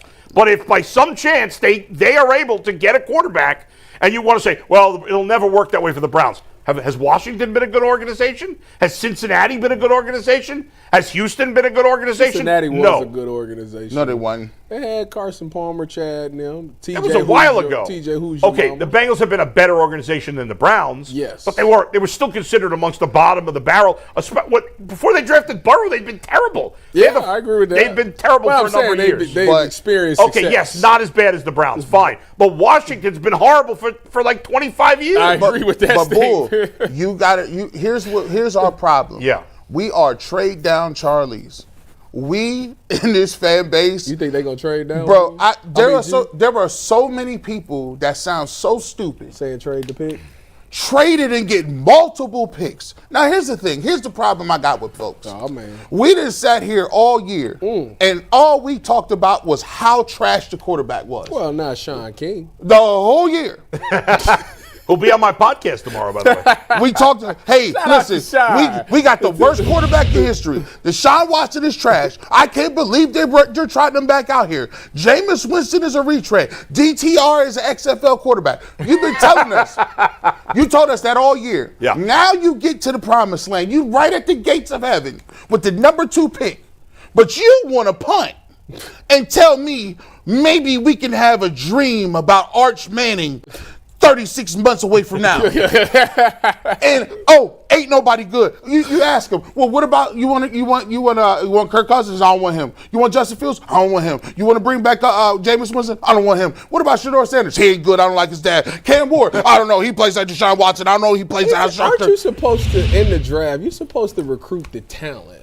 Like, and then the coaches got to take over. But the thing is, if the guy don't have the talent, like, it's hard for the coach. We don't believe. Listen, at some point you got to be able to coach somebody. I don't think. Well, I agree that if that's the case, then these coaches been stealing money for years. He has. That's been my issue for the past. It's 5 years. If Kevin Stefanski stealing money is the guru you say he is, if you say Kev got to stay, Kev is here. We like Kev. His playbook is great. That's what Bull said. then he has to take a quarterback in this draft. There was no ifs, ands, or buts about it, or you got a coach stealing money. He has to take a quarterback because that's what he's known for. Yeah. He's not there to look cute and pretty. He calls plays and is a quarterback whisperer. Yeah. And if he does not take a quarterback in round 1, 2, 3, 4, 5, 6, or 7, he's a fraud. You can't come up here. You can't come in here and say, give me a left tackle. What? Left tackles don't get you the Commanders. He also said that the game is won and lost in the trenches, which I respect. A left tackle to protect who? Thank you. Draft the left tackle at 33, 34. Dustin. By the way, one thing I would disagree, I agree with G. Bush's rant, but the one thing I'll disagree with is Kevin Stefanski is pretty. Let's be honest about it. He is. He got a nice beard. He is probably the best looking head coach. He got the dust and salt and pepper beard. I mean, he's the going. best looking coach in the league, isn't Better he? than McVay? He's got a little George Oh, Clooney he thinks going better on. looking than McVay. Yeah. They all ugly. I think McVay in better shape. Stefanski's got better hair. Yeah, definitely. Yeah. Got the better beard, got a nice beard Yeah, going. McVay can't even grow the whole beard, and it's blonde, so it's like hard. They all manly. Dustin, terrible. what do you think about the potential turnaround from number 2 pick to Oh yeah, listen, playoff? it could happen overnight. The one thing that the Washington Commanders had that the Browns will not have is new owners. And, true. And I do think that culture internally is the biggest problem with the Browns. It's not the people drafting the quarterbacks. It's the people who pick the quarterbacks. Yeah, right. You know. So, with that being said, you can still get lucky. Yeah. You got to keep swinging for the fences every time, and that's why they're going to take a quarterback at 2. People are like, yeah, we don't need that. But What's your thought? They're going to take a quarterback at 2. What's your thought of them taking multiple quarterbacks? Yes, do it. I'll take it. Yes, Give me one. Every I'll year. take 2 and 5. Every year. I'll give you 2 of them. every year. I want to go back. I'm serious. I know y'all are. I'm dead serious too. No, that's not a crazy thought. And we're going to do over the next week or so a whole history of quarterbacks taken number 2 overall and a whole history of the second quarterbacks taken in a draft. If it's not 1-2, it's 1 and whatever. And we'll go over the list and try to figure out how these guys compare to some of the other guys in previous years, which have been selected with that number 2 selection and just the second quarterback. Let me ask you this before. Let me see that Shador Cam stat line. That's all I want. I just want to see it one more time. I want to see their touchdowns to pick ratio. This is for career, by the way. They're about the same. He only threw 13 picks his whole life. Yeah, he's very, very Right. good. Well, we don't know how many games. What's the games comparison? Cam Ward's played more games, Does that right? include the FCS? That's good. Let me text Earl made that. That's graphic. Cam's. Hold on. That's Kevin That Stefanski's 13. dream right there. I'm like, he done played 4 years and he didn't Obviously, Cam Ward played a lot more games. Did he? Well, he's got way more yards. It's got to be. The numbers are much higher. He's got to. He had to. No, those are just his Those are just his numbers from Colorado. Okay, so it's only 2 years. Yeah, 2 Cam years. Ward's how many years there? 3 years. Yeah, that's not fair. I mean, the completion percentage, quarterback rating, but the passing yards and touchdown INTs got to have context. And let's be clear, he played at Washington State. I mean, it's a difference. I mean, they're playing. Washington State is never going to the game favorite on talent. Like No, they're like They 17-point beat- dogs. didn't they yeah. They beat Wisconsin like 2 years when he was there. I mean, By the way, I know because I was covering the game. for all the people that are saying, and I don't know how good these quarterbacks are going to turn out in this draft. We discussed earlier that it's very rare for a draft to have not one successful quarterback, let alone multiple. But let's go back to last year for a minute, all right? And I'll give Arizona a pass because they had Kyler Murray, and I'll give the Chargers a pass, obviously, because they have Justin Herbert. But if you look at the teams that didn't draft a quarterback in the top 10, look at the Giants and the Titans. Both needed quarterbacks. Did not draft quarterbacks. Well, they took Will Levis the year before, and they but he wasn't a first-round pick. he wasn't. He was the 33rd pick. Yeah, all right, fair. The Giants, though, drafted Malik Neighbors. Very good player. Very good. Don't you think every Giant fan wishes they would have drafted Bo Nix? Of course. Or Michael Penix instead of Malik Neighbors? I think it depends. You're a Giants fan. Yeah, it just depends on what you thought of those guys. Like, obviously. Well, but of course at the time, but now. I'm saying right now. Wouldn't you rather have Bo Nix than Malik Neighbors? Nah, not really, to be honest. Well, you're out of your mind. No, because you have to hope. I hope the guy they draft is going to have a higher ceiling than Bo Nix. And then you pay him. But think about it. So this is Hold on. But the if, Giants, if Malik Neighbors wasn't an absolute freaking stud, then yes. But he turned out to be, on that level of guys that. I don't know. He wasn't even the best rookie wide receiver. Think about it like this, Bull. Brian Thomas. That's not true. Oh, that's 100% true. Yeah, Brian Thomas. Stat-wise? Go ask Sean King. First of all, it's not just about the stats. Here's the thing. But if you are the Giants, you passed last year, right? So you got Malik Neighbors. Yeah. They got to get a quarterback this year. They're at the third quarterback. So now, if the Browns take the quarterback, then Giants are screwed. Then you're screwed. So the thing is, when you need a quarterback and you say, "Well, I'm gonna push to get a better one," you're not getting a better one. Yeah. You're gonna end up with like the bag. I agree with that part of it. I can't believe that you would rather have Malik Neighbors than Bo Nix. Now, Bo Nix has got to do it for a second year. But I don't care how good your wide receiver is. If you don't have a quarterback, you got nothing. I can't believe that I don't comment like just happened. But yeah, okay, you don't like Bo Nix. That's something. I didn't like Bo Nix coming out of college, but I don't know. He looked great as a rookie. But I know they had a dumpster fire just like we did. I saw the dumpster fire that they had last year, and that's all what this guy put out. And by the way, Bo Nix had probably, outside of Drake May, had less talent around him than any quarterback in the league. They have Sutton, and I don't even know who they got. Nothing. They got no running backs. They got nothing. Cortland Sutton is their only skill position player that is even average or better. They need to put Surtain at slot. What's the fast dude? He's a rookie. I don't know. They drafted like 14 wide receivers. Oh, he's not a rookie. No, he's second year. But still, it's not a highly. They had no talent around him. No. The guy was fantastic. I don't know. I think there's a ceiling with Bo Nix. And here's the thing: what we find, I just did this with the Ultimate Browns. When you sit here and during the season, when you ain't got no young quarterback, you have no hope. Nothing. When you watching these games, it don't be nothing inside your soul. You be like, yeah, this ain't gonna work. You already know it. You already know it, Dustin. The players know it. You know it.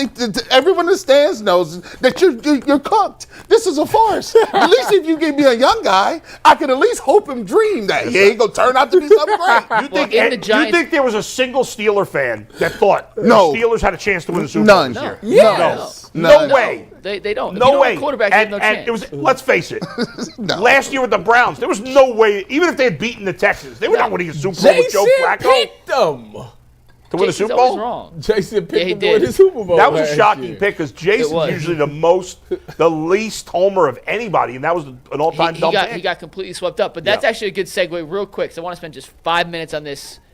The rest of the divisional round playoff games. Ravens, Bills turn out to be a classic. Then you had the other games, which not necessarily as great in terms of drama, even though the Eagles-Rams game was good. Just real quick around the horn. Dustin, let's start with Dustin because he's our Bills expert here. My thoughts on the Bills game specifically, the Bills are going to win the Super Bowl, I think. That's my take on it. I think they're going to beat the Chiefs this weekend. I think the Chiefs' luck's going to run out. Whoever wins that game is probably going to win. Lamar, everyone's killing Lamar and all these things for his performance, and he wasn't great. But I mean, at the end of the day, like I still knew when they got the ball down 8 points, like I'm like they're going to score a touchdown, like guaranteed. This is going to be we're going to be pucker here in the next 5 minutes, and it happened.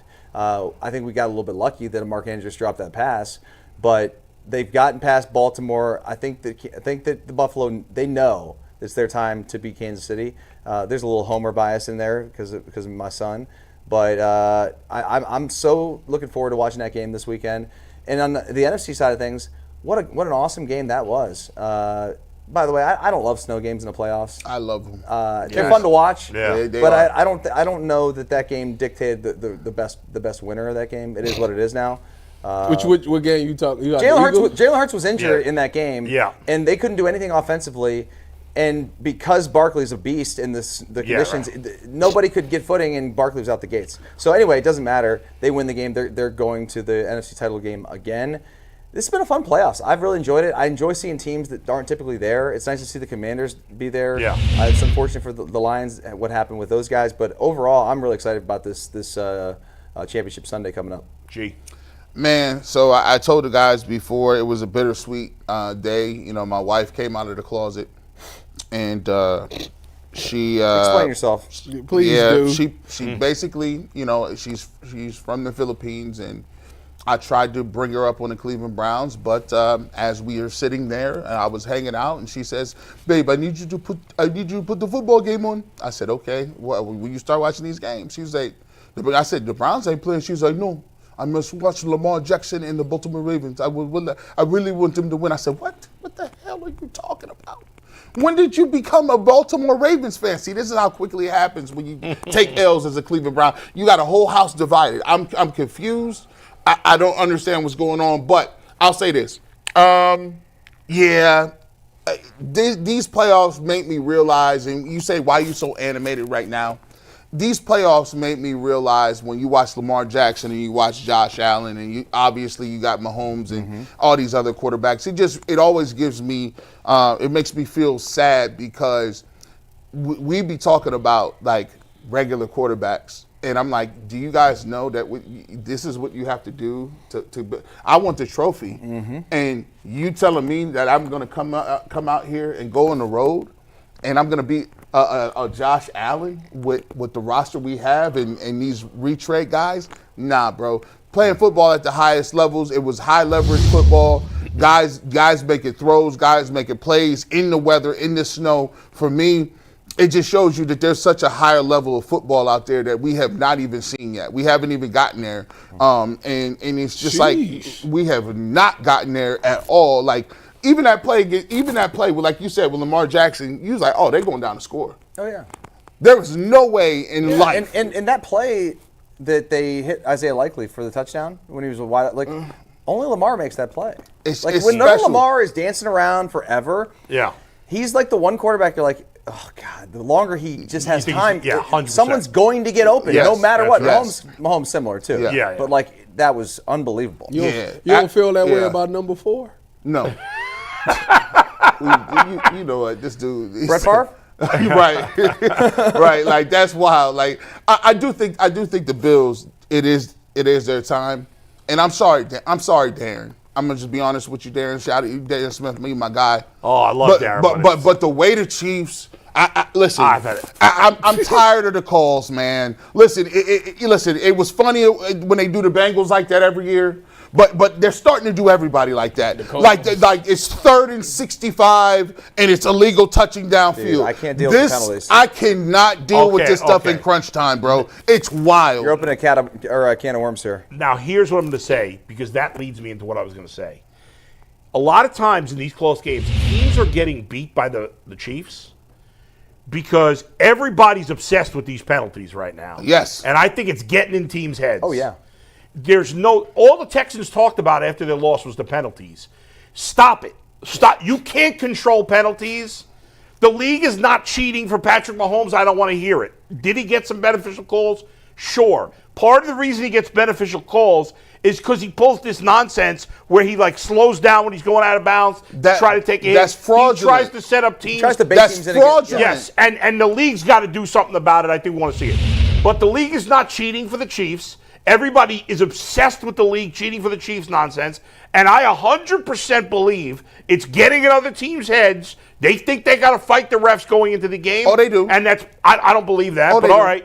And that's why if the Bills are going to win this game, and I think they can, the Bills can't go in with this attitude, the refs are cheating. They have to go in. They cannot be thinking about the referees going into the game. Here's the thing, Bull. What the league has said to you, not explicitly, but by the way they call the games, you have to be perfect to beat the Chiefs. I don't believe that. The Chiefs can beat you with the Chiefs can beat you with a B- game. And I don't believe that. You think the league is cheating for the Chiefs? Bro, do you believe that? I see. Hey, listen, the questionable calls that Patrick Mahomes gets, nobody else gets. I don't agree with Joe that. Burrow don't even get them calls. Josh Allen don't get the calls. That's just, we all react to a couple of plays because the Chiefs are on TV all the time. Don't it seem like every playoff game the Chiefs need something? Do we have facts to back it either? Because it's not just everybody's saying this. I don't know if there are facts to back it up that they, like, everybody's whining about it and it gets in every team's head and that's why everybody that's part of the reason why everybody loses to the Chiefs. I think part of the reason we remember them too is they're in prime time every all game the time. Play. So all the time. You see every single one. Every time I see people say the cheating, there's no upside to cheating for the Chiefs, for the league. There's a ton of downside. Why ain't there? What's the upside? They're the most popular team with Taylor Swift and the most popular people. I think that's kind of overdue, to be honest with you. I mean, yes, they're popular, but I also think when you're a popular team, people sort of get sick of you. Yes, everybody's sick of the Chiefs. And the Bills are a popular team right now. Philly's a popular team. The Lions were popular. I'm not saying that they explicitly cheat like it's a written contract. What I'm saying to you is when Michael Jordan was playing, that's what Michael Jordan got. Every call. If you sniff on Jordan, you touch him. And that probably wasn't true either. It was. And here's the thing. Like, if the league were cheating for the Chiefs and it got out, it would be devastating for the league. I don't think it's crazy. Adam, you know I've talked about this for years. I don't think the league is cheating for the Chiefs. I do think that when you're a really good team or great player, you do get the benefit of getting calls. And it doesn't mean that they're cheating. It means that they're human beings and they sort of watch the game like we do. And it's easy. It's also easy for us at home watching slow-mo replay to see a call is bad. On the field, it's harder. It also, you should give some credit to the Chiefs because they understand those crucial moments. They put defenses in positions where they have to make business decisions. They have to make tough calls. Like, you want to grab a receiver, you might get called. Like, that may not have gotten called on 2nd and 10 in the second quarter, but 3rd and 13, fourth quarter game in the line, 2 minutes to go, it's probably getting called. Listen, if anyone has a right to complain about Chiefs calls, it's me as a Bengals fan. Yes. And I don't do it. It's just like you can't rely on the refs. You got to overcome these things. It happens. Let me just say one more thing about this Josh Allen, Lamar Jackson. I got to say, and this is someone, as all you guys know, I'm not afraid to have a conversation about race. I think it's important to have conversations about race to keep it real. And race is often a part of the conversation. It's a subconscious thing sometimes. But I got to tell you that the debate with Lamar Jackson and Josh Allen, I'm sick of every single time that these guys are talked about, race is always brought into it. And it's unfair to both of these guys. These guys are both great players. They're two of the 3 or 4 best quarterbacks in the league. They're both fantastic. They both had a lot of disappointing results in the playoffs. By the way, at this point in Lamar Jackson's career, he has the same playoff record that Peyton Manning had at this point in his career. So yes, if Lamar Jackson, at some point, he's got to get it done in the playoffs. And yes, Lamar Jackson's had some bad playoff games, and Josh Allen's had some bad playoff games. But every time they lose a playoff game, and they lost it to each other, one of them had to lose. Last year, Lamar beat Josh Allen, or the Ravens beat the Bills. This year, the Bills beat the Ravens. If they lose, when they lose to each other, I mean, I just don't understand how you could kill the one guy. And I hate the fact, and let me just say, I hate the fact that if you're a black member of the media and you say anything negative about Lamar Jackson, you get killed. And I think that's absurd. And by the way, it's not just black people that are killing black broadcasters about saying something bad about Lamar Jackson. It's also white liberals. And as a white liberal, I say shut the hell up. Because I'm one, and I'm not doing that nonsense. So stop being idiots, okay? Just because it's everybody's got to call it like they see it. And sometimes it goes. It's ridiculous. I just click the white liberal party because I'm one. Like I ain't got in that pocket yet. You know, I always saw it. It's all kind of cults that you got on X or wherever you're on social media. You'll get into a little pocket. You'd be like, what is going on over here? Like, y'all boys, Sean King. I didn't know about this pocket. Sean King on Sunday. I didn't know. On Sunday on Twitter, Sean King said, I didn't see this one. He said Lamar Jackson did not make a great throw on that final play to Mark Andrews. You would have thought I don't even know. You would have thought he tried to sell somebody into slavery. The way people react. In that same tweet, it was insane. He also said in that same tweet that Mark Andrews still has to make that catch. Yes, both players.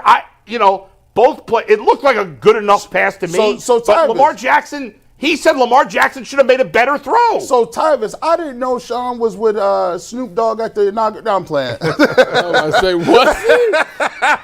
Before we accuse Sean of funny. Being somewhere You funny. like that, let's, You funny. Shout out to my big let's homie. move back to the Cavs real quick. If you're out there watching, paper. we appreciate the support. We're going to talk some more Bread. Buckeyes National Championship in Wait, overtime. let me just say one more thing about the playoffs real quick. Yeah. Because we talked about him a little before in the first pick conversation, but kudos to Jayden Daniels, man. This guy, I mean. Incredible. He has just been, it's crazy. He's mature beyond his years, too. Oh, my I mean, the way gosh. he talks after these games. I need one of them. His poise. I need to get me one of them, bro. You just can't teach it. I mean, Caleb Williams may turn out to be an excellent quarterback. I think people were too harsh in his rookie year. He's talented. I don't think he has But, what man, what Bears Jayden have to has be up- regretting not what taking he has up Jayden here, Daniels. man, is Oh, my special. God. G. Bush is doing Ultimate Brown Show tonight. It's airing at 5 o'clock. It is on the quarterback conundrum the Browns are in, so make sure y'all tune in at 5 o'clock on the YouTube channel for that. By the way, breaking, Mike would rather have Malik Neighbors than Jayden Daniels. That's what I'm hearing. Not true. Not true even in the slightest.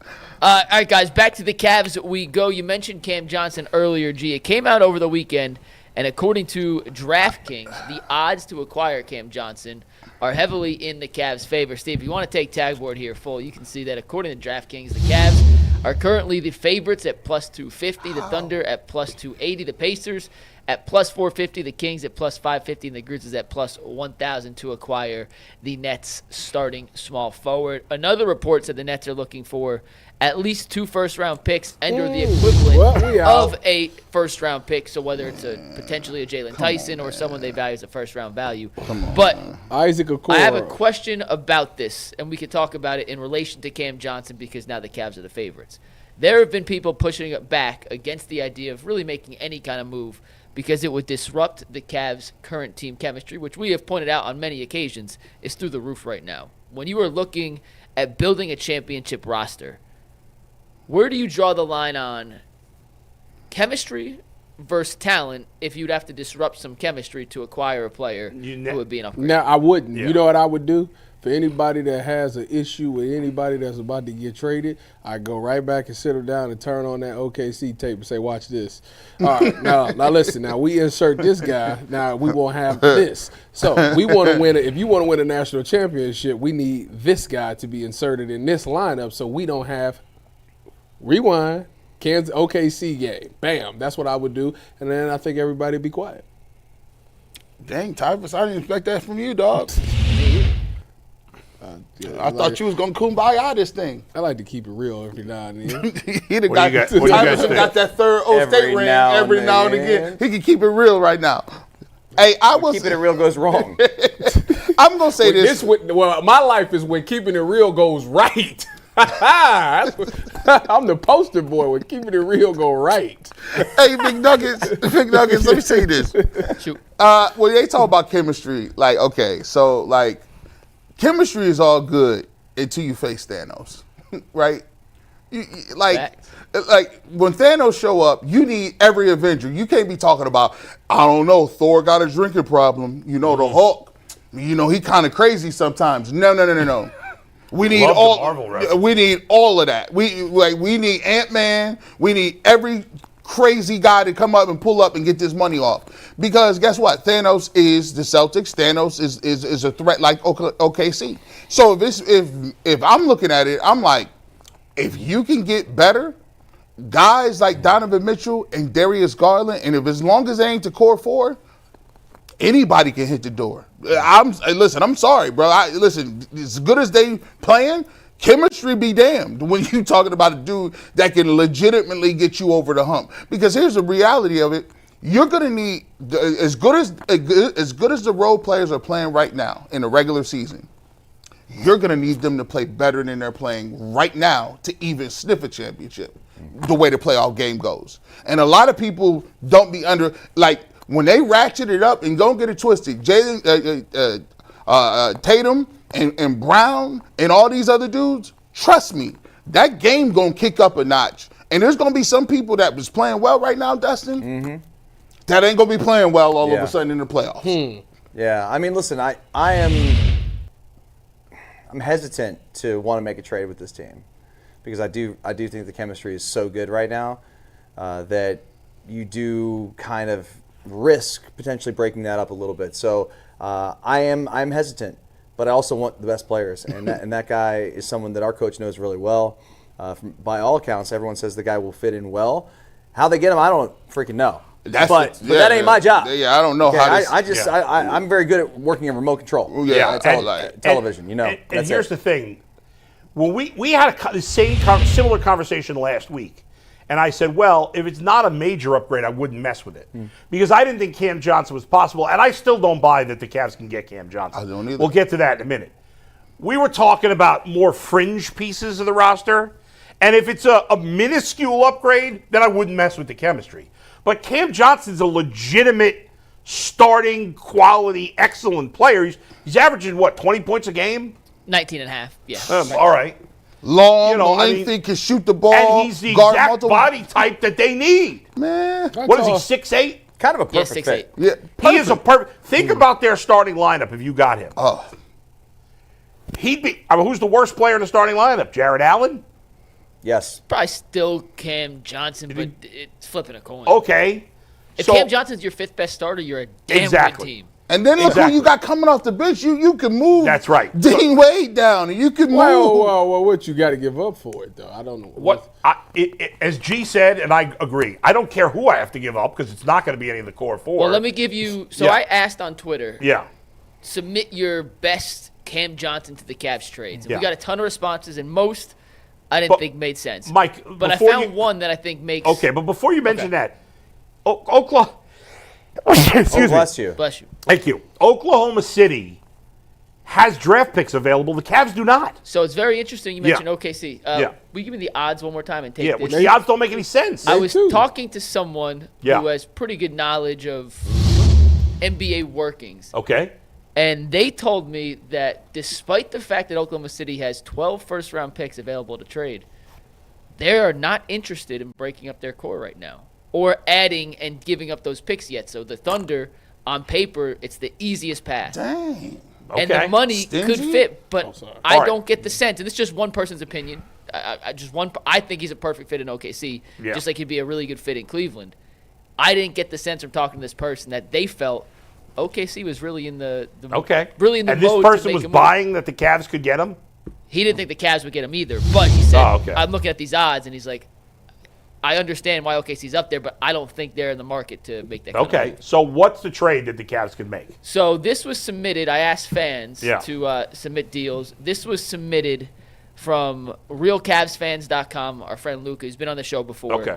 And this was the deal that he submitted, which financially works, and it meets some of the at least requirements you would think Brooklyn's asking for. And in this potential deal, the Nets would get Karis LeVert, George Niang, Jalen Tyson, Tristan Thompson, and that 2021 first-round pick and Cleveland's pick swap in 2030. So 2 firsts plus these players, which means only the not money. 2 firsts because it's a swap. It's Karis. But it's a first-round pick. It's the worst of the Utah Jazz Cleveland first-round picks in 2030. So this is the last year of Karis LeVert for us? This is the last year of Karis LeVert. How many years does Cam Johnson have left? 2 more after this year. He gone. Why? I just don't understand why the Nets would do that. None of those players are any good. Listen, the Nets love taking back old players. They just traded for D'Lo. Karis is gone. Well, it's essentially because they want cap space, and they believe Brooklyn's an attractive enough destination with a young player who they're going to draft top 3, 4, whatever, that they can bring in some other guys. LeVert's an expiring contract. Didn't Jason say that teams are not obsessed with the cap space as much as they used to be? That's not as much of a thing anymore. But if you also have no other way to acquire talent, and you're in a market like Brooklyn where you think you could attract guys to come, it may be more valuable to a market like that than a Milwaukee, for example. And I love Karis LeVert off the bench. Yeah, me too. He gone. But that was the that framework. trade's you'd have to be insane not to make that trade if you're the Cavs. It's more of if that's what the Nets think is their best package for Cam Johnson. I just can't imagine they wouldn't get a better offer. Hey, listen, man. It depends on the 6 bidding years war. from now. Depends on a bidding war. Hey, I'm taking it. Listen, and could I Cam? still don't think it's likely for the record. I still don't like it. I mean, he has no say-so in the trade. I mean, can he say, I want to go to this team? No, there's only 2 no-trade clauses in the NBA. Do you know who they are? Steph LeBron, Curry and LeBron, Giannis. Steph Curry. LeBron, yes. The other one, no. Bradley Beal. Bingo. Bradley really? Beal? How did you even know that? Because I he stay up a lot. just It's so ridiculous. he literally because he literally Beal. just came out like a week or two ago and said, "I'll waive my no trade." Cam Johnson is not high enough on not a high enough tier to be saying. I knew that back in Washington. And why because wouldn't he had want one to back come then. here? The Cavs won a championship. I'm sure he would love to come here. Yeah. And you remember back that Phoenix team that Yeah. lost to Milwaukee in the finals? Cam Johnson was on that team. Like, he's played in NBA finals and played Yeah. well in that playoff run before. So I'm sure he would much rather be in a situation like Cleveland where he's back in the playoffs than a Brooklyn team that is outwardly tanking. You're trading. Who was it? Was Niang? It was Niang, Tyson, Tristan Thompson, Yeah, and LeVert. I mean- and that's just because you have to make money work because the Nets are a first apron team, so the money has to work. Yeah. And you get back Cam Johnson. You can't see underneath that, but Deron Payne. If you another make backup that big. trade, like let's say you got Cam Johnson and didn't trade any of those players, you were able to just get him without trading any players. Okay. None of those players besides LeVert would play in the playoffs. If you had Johnson, Niang's not playing in the playoffs, is he? No. He been probably not. He been Probably getting not. some minutes, but no. Yeah, I mean, Tyson's not playing. Tristan's not playing. I'm playing Dean Wade over him. I'm playing Dean Wade. Yeah, right. Like I still I make this trade in theory. I still have Ty Jerome. I still have Max Strus on the bench. Ty Jerome. Who am I forgetting? Wade. D. Wade. If you make that deal, Yeah. your first 3 off the bench are Strus, Jerome, and Dean Wade. And D. Wade. And Okay. and you still got a Coro. And I still got a Coro and Merrill as my 9th and 10th guys. too. Fine. And Niang in the front court as your rotational big for shooting. No, but now I'm saying if they actually made this. They Oh, made this gotcha. trade. Sorry. Oh yeah, listen. Yeah. Hey, listen. Shake my hand, Brooklyn. Listen. I mean, let's I'd get- make that trade in 2 seconds. Hey, y'all trying to do that? Like, let's get on these sticks real quick. Like, Yeah. this is easy money right here. There's Shout no- out who put that together? There's no way. Our good friends at RealCavsFans.com. If you don't follow them on Twitter, I Oh, would those highly guys are the recommend best. Hey, salute. I like the trade. And now, because I was There's confused. no way the Nets is taking that trade. It just doesn't make any sense. Why they would do that. Hey, don't talk people out of being dumb. Listen, let them make their own mistakes. People not gonna get fleeced in deals. Hey, listen, we The got. Nets have made Can some you put? very I'm dumb going to trades pull a that they- Tyvus here. Steve, put the camera on me. Put the camera on me, Steve, please. I'm trying to pull a Tyvus here. I don't know what. Is it this camera number 1? Come on, Steve. Let's go lock it down. That is it. I want to talk to my man Cam Johnson in Brooklyn. Listen, Cam, I got something to tell you. First of all, before you move out of Brooklyn, I'll give you some good pizzerias to go to. I'm sure none of the guys on the Nets have any taste in pizza. They're probably sending you like Sbarro or Domino's. They don't know what the hell they're doing. So first, I'll do that for you. Next thing you do for me in return, tell the owner of the Nets, he's a dope. He don't know what the hell he's doing. Tell them you are not going to play anywhere except for the Cleveland Cavaliers. You must demand a trade to the Cavaliers and the Cavaliers only, and then we will take great care. We'll never say anything bad about you. Yes. Never. Me and Bull going to sign a peace treaty. We will give you your flowers every minute of every day. Let's go. The Jewish coalition will be behind you Yes. and the black caucus. Jewish and black, you can't go You wrong. can't with go that. wrong. And let's add one more thing. If Kobe can pull this off, Yeah. we'll build a statue of Kobe Altman outside of KYC Studios. I mean, if he pulls this off, I done already had to. Kudos to him. I done already had to apologize to Darius Garland. I mean, I'm gonna have to just do it with a Kobe, man. Listen, man, it's just. So, all right, that's enough for Cam Johnson. We have a full clip, fan-submitted trade ideas that we reacted to yesterday on the Ultimate Cav Show. It's on our YouTube page. That was one of them. The other one's a lot more ridiculous, so you can get some. I mean, if that's good the laughs best at the Cavs can offer, I can't imagine what the other trades. it. You should see some of the 3-team deals that people submitted. JT Thor It's worth and the watch. Imani Bates. Imani Bates was not in any trade. He No did play trade. yesterday, G. No trade. He got Put him in there. No trade. I want him out. He's getting his legs up underneath. What was his stat line? Stat line yesterday: 0.0 rebounds, 0 assists, 0 blocks, 0 steals. That is correct. getting He did his play legs. 6 minutes, so give him Imani. Getting his legs. credit. He just was getting some records. Getting his legs. Back in action on Wednesday. They play the Rockets twice this week. Rockets tough team, should be a fun matchup. We've had this topic on the docket for a while now. I haven't actually got to it, but I'm fascinated to hear your guys' opinion on where you land on this. Myles Garrett not the betting favorite for Defensive Player of the Year, but was named a first-team All-Pro. He was named PFF's Defensive Player of the Year, and yesterday was also named to the Pro Football Writers Association's All-NFL First Team. Who is the betting favorite? It is Pat Surtain right now, followed by Yes, TJ sir. Watt, and then Myles Garrett is third. TJ Watt Is second, and then Myles Garrett is third in the Defensive Player of the I Year hope voting. Aditi listened to me. My question for you guys, and we could argue with the betting odds. It doesn't really matter.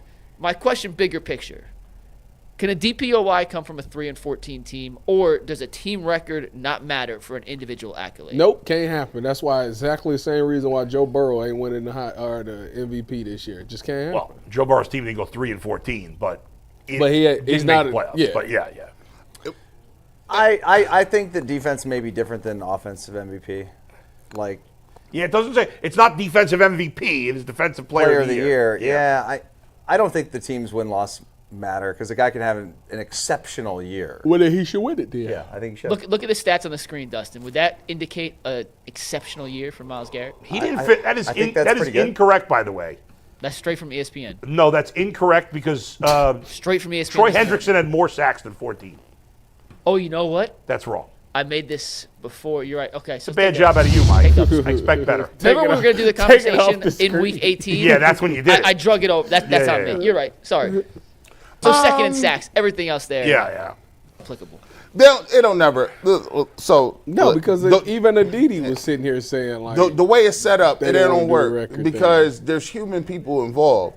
First of all, humans take a lot of liberties, right? They'll make a criteria up. We be in our bag, we be in our feelings some days, and then we just do what we want. Well, but there's no set criteria. I know, so they it just could be make it whatever you up. want. Yeah, They'd be yeah. like, all right, well, I don't like what he did this year. He had 3 wins. I can't say that's valuable. If he was so good, he should at least won 5 games. If he wouldn't have won 5 games, I would have gave it to him. It'd be made up. No. But if you don't win these, if your team is not good, you are going to be hard pressed to convince anybody to give you an award because it's a make or miss, win or loss type deal with sports, and we don't respect losers. So no, we can't be defensive player of the year. I personally, as much as I love and respect Myles Garrett's game, would not vote for him. If I were a voter, the only way I'd vote for a guy on a crappy team is if he was head and shoulders, not even close, better than the rest. And I don't believe he was this year. I think if you watch him, I think you watch him and you see it, I think he's better than everybody every year. Here's the thing I would say to that, G, and be fair about it. Are we watching the other guys? Are you watching Trey Hendrickson every game? Are you watching Patrick Surtain every game? We're watching Myles Garrett every game, and I'm not saying Trey Hendrickson should win. That's a fair but assessment. I'm saying we're not watching these other guys, so we're a little biased. But listen, you can make an argument for Myles Garrett every year, but there is something to be said that he played a bunch of games down the stretch with nothing on the line. Yeah, you know, and I think that's to me it factors in. If Myles Garrett had 22 sacks and he was just like dominating beyond all reasonable doubt, then you could make a case for Myles Garrett every year. I personally wouldn't vote for him this year. If you take the record out, if the record's not a factor, he should win it. That's my personal opinion. Even though I'd love for a secondary player to win it because I'm sick of seeing edges and quarterbacks win big awards. So I want to see PS2 win it. But it's no doubt that Myles Garrett is the one guy that every team, every OC is like, we have to find. That is true. And the fact that you know that the game plan is focused around him, and yet he still has an impact on the game like he does. That's ridiculous. Like that. I don't know how that's not the best player on defense. You know what's so ridiculous to me, and it's sad, is that in my lifetime, I've seen one of the best left tackles of all time in Joe Thomas, and be probably one of the best linemen I've ever seen play, technically wise, not even get to a playoff game. I see Myles Garrett, who you could say is the best defensive player and best defensive end that you've ever seen, skill set. Every year he could be in the defensive player of the year. And this dude won 3 games. Like, that's crazy just how, like, I'm not saying that these positions don't count, but this is proving it right now. Jayden Daniels, right, ain't nobody's MVP. But The dude just showed up. And now they're in the NFC Championship game. And Myles Garrett, the greatest pass rusher of my lifetime, has been balling for years since day one, and they won 3 games. And as great as Myles Garrett is, you would trade him in a second for Jayden Daniels, which, of course, Washington would not do. I wouldn't trade him. That's Mike, you wouldn't. You wouldn't trade him for Jayden Daniels? This is blasphemy. You know what? Right now, like today. Today? Yes. Of course you would. Hold on, that's wild. In the prime. That is crazy. You wouldn't think twice. You would not think twice. Oh, that's crazy. Hold on. You would do it in a heartbeat. Washington would never do that. Myles Garrett for Jayden Daniels straight up? Yes. Washington would hang up the phone before you even got out Garrett. I mean, dude, there's no way you wouldn't make that trade. But I'm only going on the principle like this. Would you trade C.J. Stroud for Myles Garrett? Yes. Yes. Would I trade Garrett for C.J. Stroud? Yes. Yeah. They wouldn't. Yes. Texans wouldn't. No chance. That's wild. What do you mean that's wild? If the Browns, because you got it. Because I'm saying it's wild because one position has a much greater impact than the other. That's not that wild. You play football your whole life. I'm like, but I'm sitting here thinking, like, man. I just made the case for it because I just said I earlier, get he's a Hall of Famer. Like, I don't understand that. Jayden Daniels may never be a Hall of Fame quarterback, but we don't need a Hall of Fame quarterback to win a Super Bowl.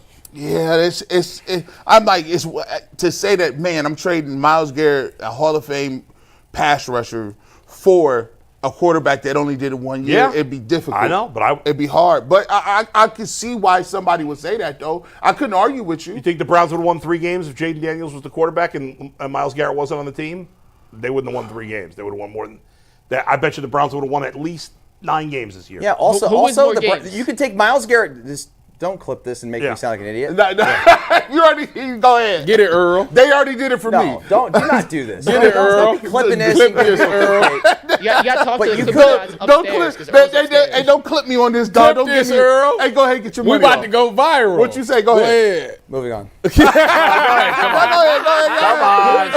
Nobody's making you look bad. Go ahead. Who wins more games this year? If you literally just Now let Dustin make his point first. Go ahead. I'm just going to say this is to make the point. You could take Myles Garrett and put him on the bench this year, and put in Joe Flacco, and they would have won double the games. Put in Joe Flacco as the quarterback. At first, I thought you were saying his you could literally swap the 2 players. Yes, and you would win double your games because that's not saying that Joe Flacco is better than Myles Garrett. Obviously not. But the point is that position. If you have some competence at the position, you're going to win games. I agree with that. And I think it's not unreasonable that the Browns would have won 9 games with Jayden Daniels this year. Yeah, maybe more. Yeah, even if they didn't have Myles Garrett. And are the Commanders in the NFC title game if they had Myles Garrett and Marcus Mariota? No they chance. had 3 wins. No chance. Damn, 3 wins. Hey, Cleveland Browns, clip this. If you want to know what you should do in the draft, just go ahead and just rewind this whole segment. You got to find a quarterback because that was facts, and I wouldn't even agree with that until I heard it. Go ahead. So, last thoughts, Myles, should 3-14 disqualify you from winning a DPOY? I don't think it would for me personally, but there's no rule, so some people will vote for him. For me personally, I would not vote for Myles Garrett this year. For me personally, I could care less about that 3-14 record. He would get the award. Okay. You guys voting for him? It would. I would have to, like you said, I would have to look at both the tapes. I would have to look at everybody involved. And then I would have to make a decision. But I do think that it does say something if your team is that poorly. Not to say that it's on Myles Garrett or anything. It's just what human nature is. Yeah, I would say that I agree with you, Garrett. I don't know. I don't have enough information in front of me to say, like, okay, this guy, boom. Like, I didn't watch Surtain play every game. Yeah. Like, I know he's an awesome player. Myles Garrett, we watched him play every week, and he was a dominant player. I would say this much. To answer the question about the record should not dictate the player getting an award. In this occasion. So there we go. We're going to do Super Chats, and then the last minutes of the Show Bowl you can dedicate to a friend of the program, CC Sabathia. Yeah. Super Chats, don't have a ton. Real quick, Chris Fox says, Tyvus is the only one who understands religion. Beat the team up north. Charles T says... How would Dustin not understand that also? We're different, though, in terms of how we feel about the rivalry. Yeah, there's a 10-year age gap here, too. But that guy's an idiot for saying that anyway. Thanks for it obviously meant a lot to you at the time. Of course. You wanted to beat Michigan. It was important. Times have changed. Yes. And by the way, without knowing the players, you guys know, well, certainly you know some of the players on this team. Oh. There's not as many Ohio kids on the Buckeyes anymore. I'm not saying that's bad or good. I'm just saying it is. And and because guys are coming in the portal, they're not growing up with as much "we hate Michigan." So I don't think it's as important to the players. Probably. I'm not saying it's not important. I'm just saying it's not as important as it was when you played and when you played. We don't say as important, not as important. Let's just say it's different. How about that? Fine. Yes, it's a different vibe. You know what I'm saying? All right, next super chat from Charles T says, don't forget Bill Polian said Lamar wasn't a quarterback and needed to switch to receiver. Yeah, All-time bad take. He did. All-time bad Somebody take. said C.J. Stroud. C.J. Stroud should have went to you skipped out on the Manning Academy. Oh, yeah, right. That was, hey, I wonder who's going to be this year. It's going to be somebody. It's going to be somebody. It's going to be Cam Ward. Next super chat comes from, and I hope I'm pronouncing this right, Shalise Shastri. Of the New England Sastries. Who says, in a super unfortunate scenario where the Cavs only get one All-Star, should there be major changes to the All-Star selection program? It's a travesty. If winning isn't rewarded, you guys rock. I love you, but who cares? I mean, first of all, they're not going to get I just can't one see All-Star. any scenario where they only get They're one. not getting. They're getting two. A minimum, and who cares? Why do we need to overhaul? It's a game for the fans. It's an exhibition game. Do you think All-Star selections mean more to the NBA than Pro Bowl selections to the NFL? Yes, because a lot of money's tied to it. See, I think so. They really love all NBA. That's where the most money I mean, you love all pro. I need, No contract should be tied to Pro Bowl. That's stupid. When it's fans voting, that doesn't make any sense. No. Go ahead. Two more. Yeah. Joseph Silver says, say what you want about the Dodgers, but they're making baseball fun to watch. Why would any player overseas go to a smaller market when they can go to L.A. or New York? Because they're making I don't blame the Dodgers. I'm not mad at the Dodgers. I'm mad at baseball. I thought you said that no matter where he picked, he could only make a certain amount of money. That is correct. He could, yeah. So he didn't go to the Dodgers for money. He went to the Dodgers because he wants to win. Well, I was just answering the end of that. And Shohei, his teammate. And last one from Sean Philpott, who says, if a team felt like Cam Johnson was the difference maker and 2 first-round picks was worth it, he would have been traded by now. No team is giving that up with players for Cam Johnson. I think he was referring to the trade we put on the screen, saying that's too much to give up for Cam Johnson. The trade that we put up is too much? I think that's what Sean Philpott is saying. Okay. Sean Philpott's wrong, but kudos to him. CC Sabathia. Couple of things, guys, real quick. CC Sabathia. Today is the day where they announced the Hall of Fame class in Major League Baseball. Is Mark McGwire on there? No, he's gone. He's off the ballot. None of the steroid guys are getting in at this point. Maybe they'll get in by the veteran. I'll call it the Veterans Committee. It's not called the Veterans Committee anymore. But probably not, because a lot of the old ball players don't want the steroid guys in. That's another debate for another day. CC Sabathia, in his first year on the ballot, is going in the Hall. I wasn't sure he was going to go in his first year. I knew he'd go in. Wasn't sure he'd go in his first year. But based on the public ballot so far, it seems very likely, or I shouldn't even say very likely, it's a near sure thing, that CC Sabathia is going into the Hall of Fame. Ichiro is going into the Hall of Fame too, and might become just the second player ever to be a unanimous Hall of Famer. The only other one was Mariano Rivera. Well, there's others who should have been. Yeah. But there used to be some of these old stodgy writers that would never vote for a guy on the first ballot, which is stupid. Ironically, Ichiro and CC Sabathia finished 1-2 for the Rookie of the Year in 2001. A little unfair to Sabathia, who finished second, because Ichiro wasn't a true rookie, because I think he was 27 coming over from Japan. But, man, Ichiro, think about this. Ichiro came over from Japan, and I believe 27. Double check for me, Mike, what year he came over. And he got 3,000 hits in his Major League career. He came over here. He was eligible for Social Security and still hit 3,000 hits. Quan is better. 2001 was his first season. No, I know that, Mike. How old Quan was is better. I know that was his first season. That's what I said. Oh, 27. Yeah, he's 27. So 27, if you combine his hits from Japan and America, he got more hits than Pete Rose. Obviously, doesn't work that way. Stephen Quan is better.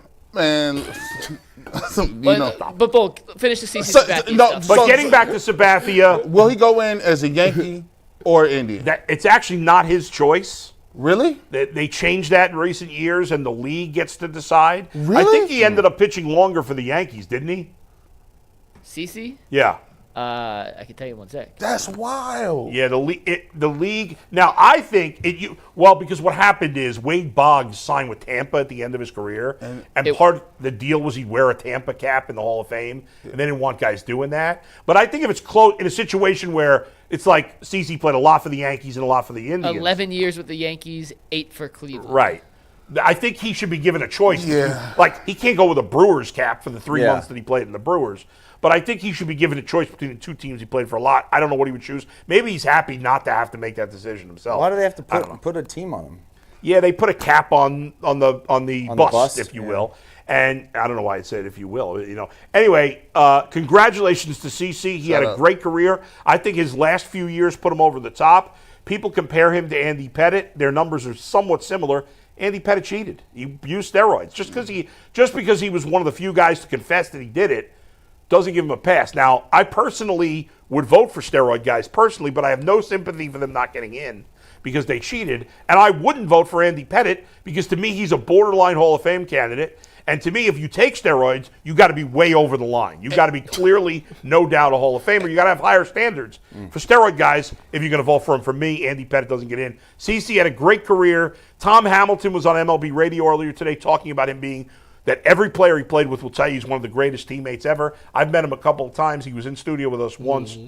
And seemed like the nicest guy. For black baseball players and young kids, man, Yeah. CC Sabathia was that dude, man. He wore his hat like us. He listened to the music like us. Yep. He was on the mound. He was a big dude, man. And so for us, that's crazy that he's a first ballot Hall of Famer and as representation kind of dwindles in the black community. Shout out to CC Sabathia for putting on for the community and doing his thing, man. I called one of his first minor league games ever when he was pitching for the Mahoning Valley Scrappers in Niles, Ohio, against the Batavia Muck Dogs in 1999. It was his second year of professional baseball.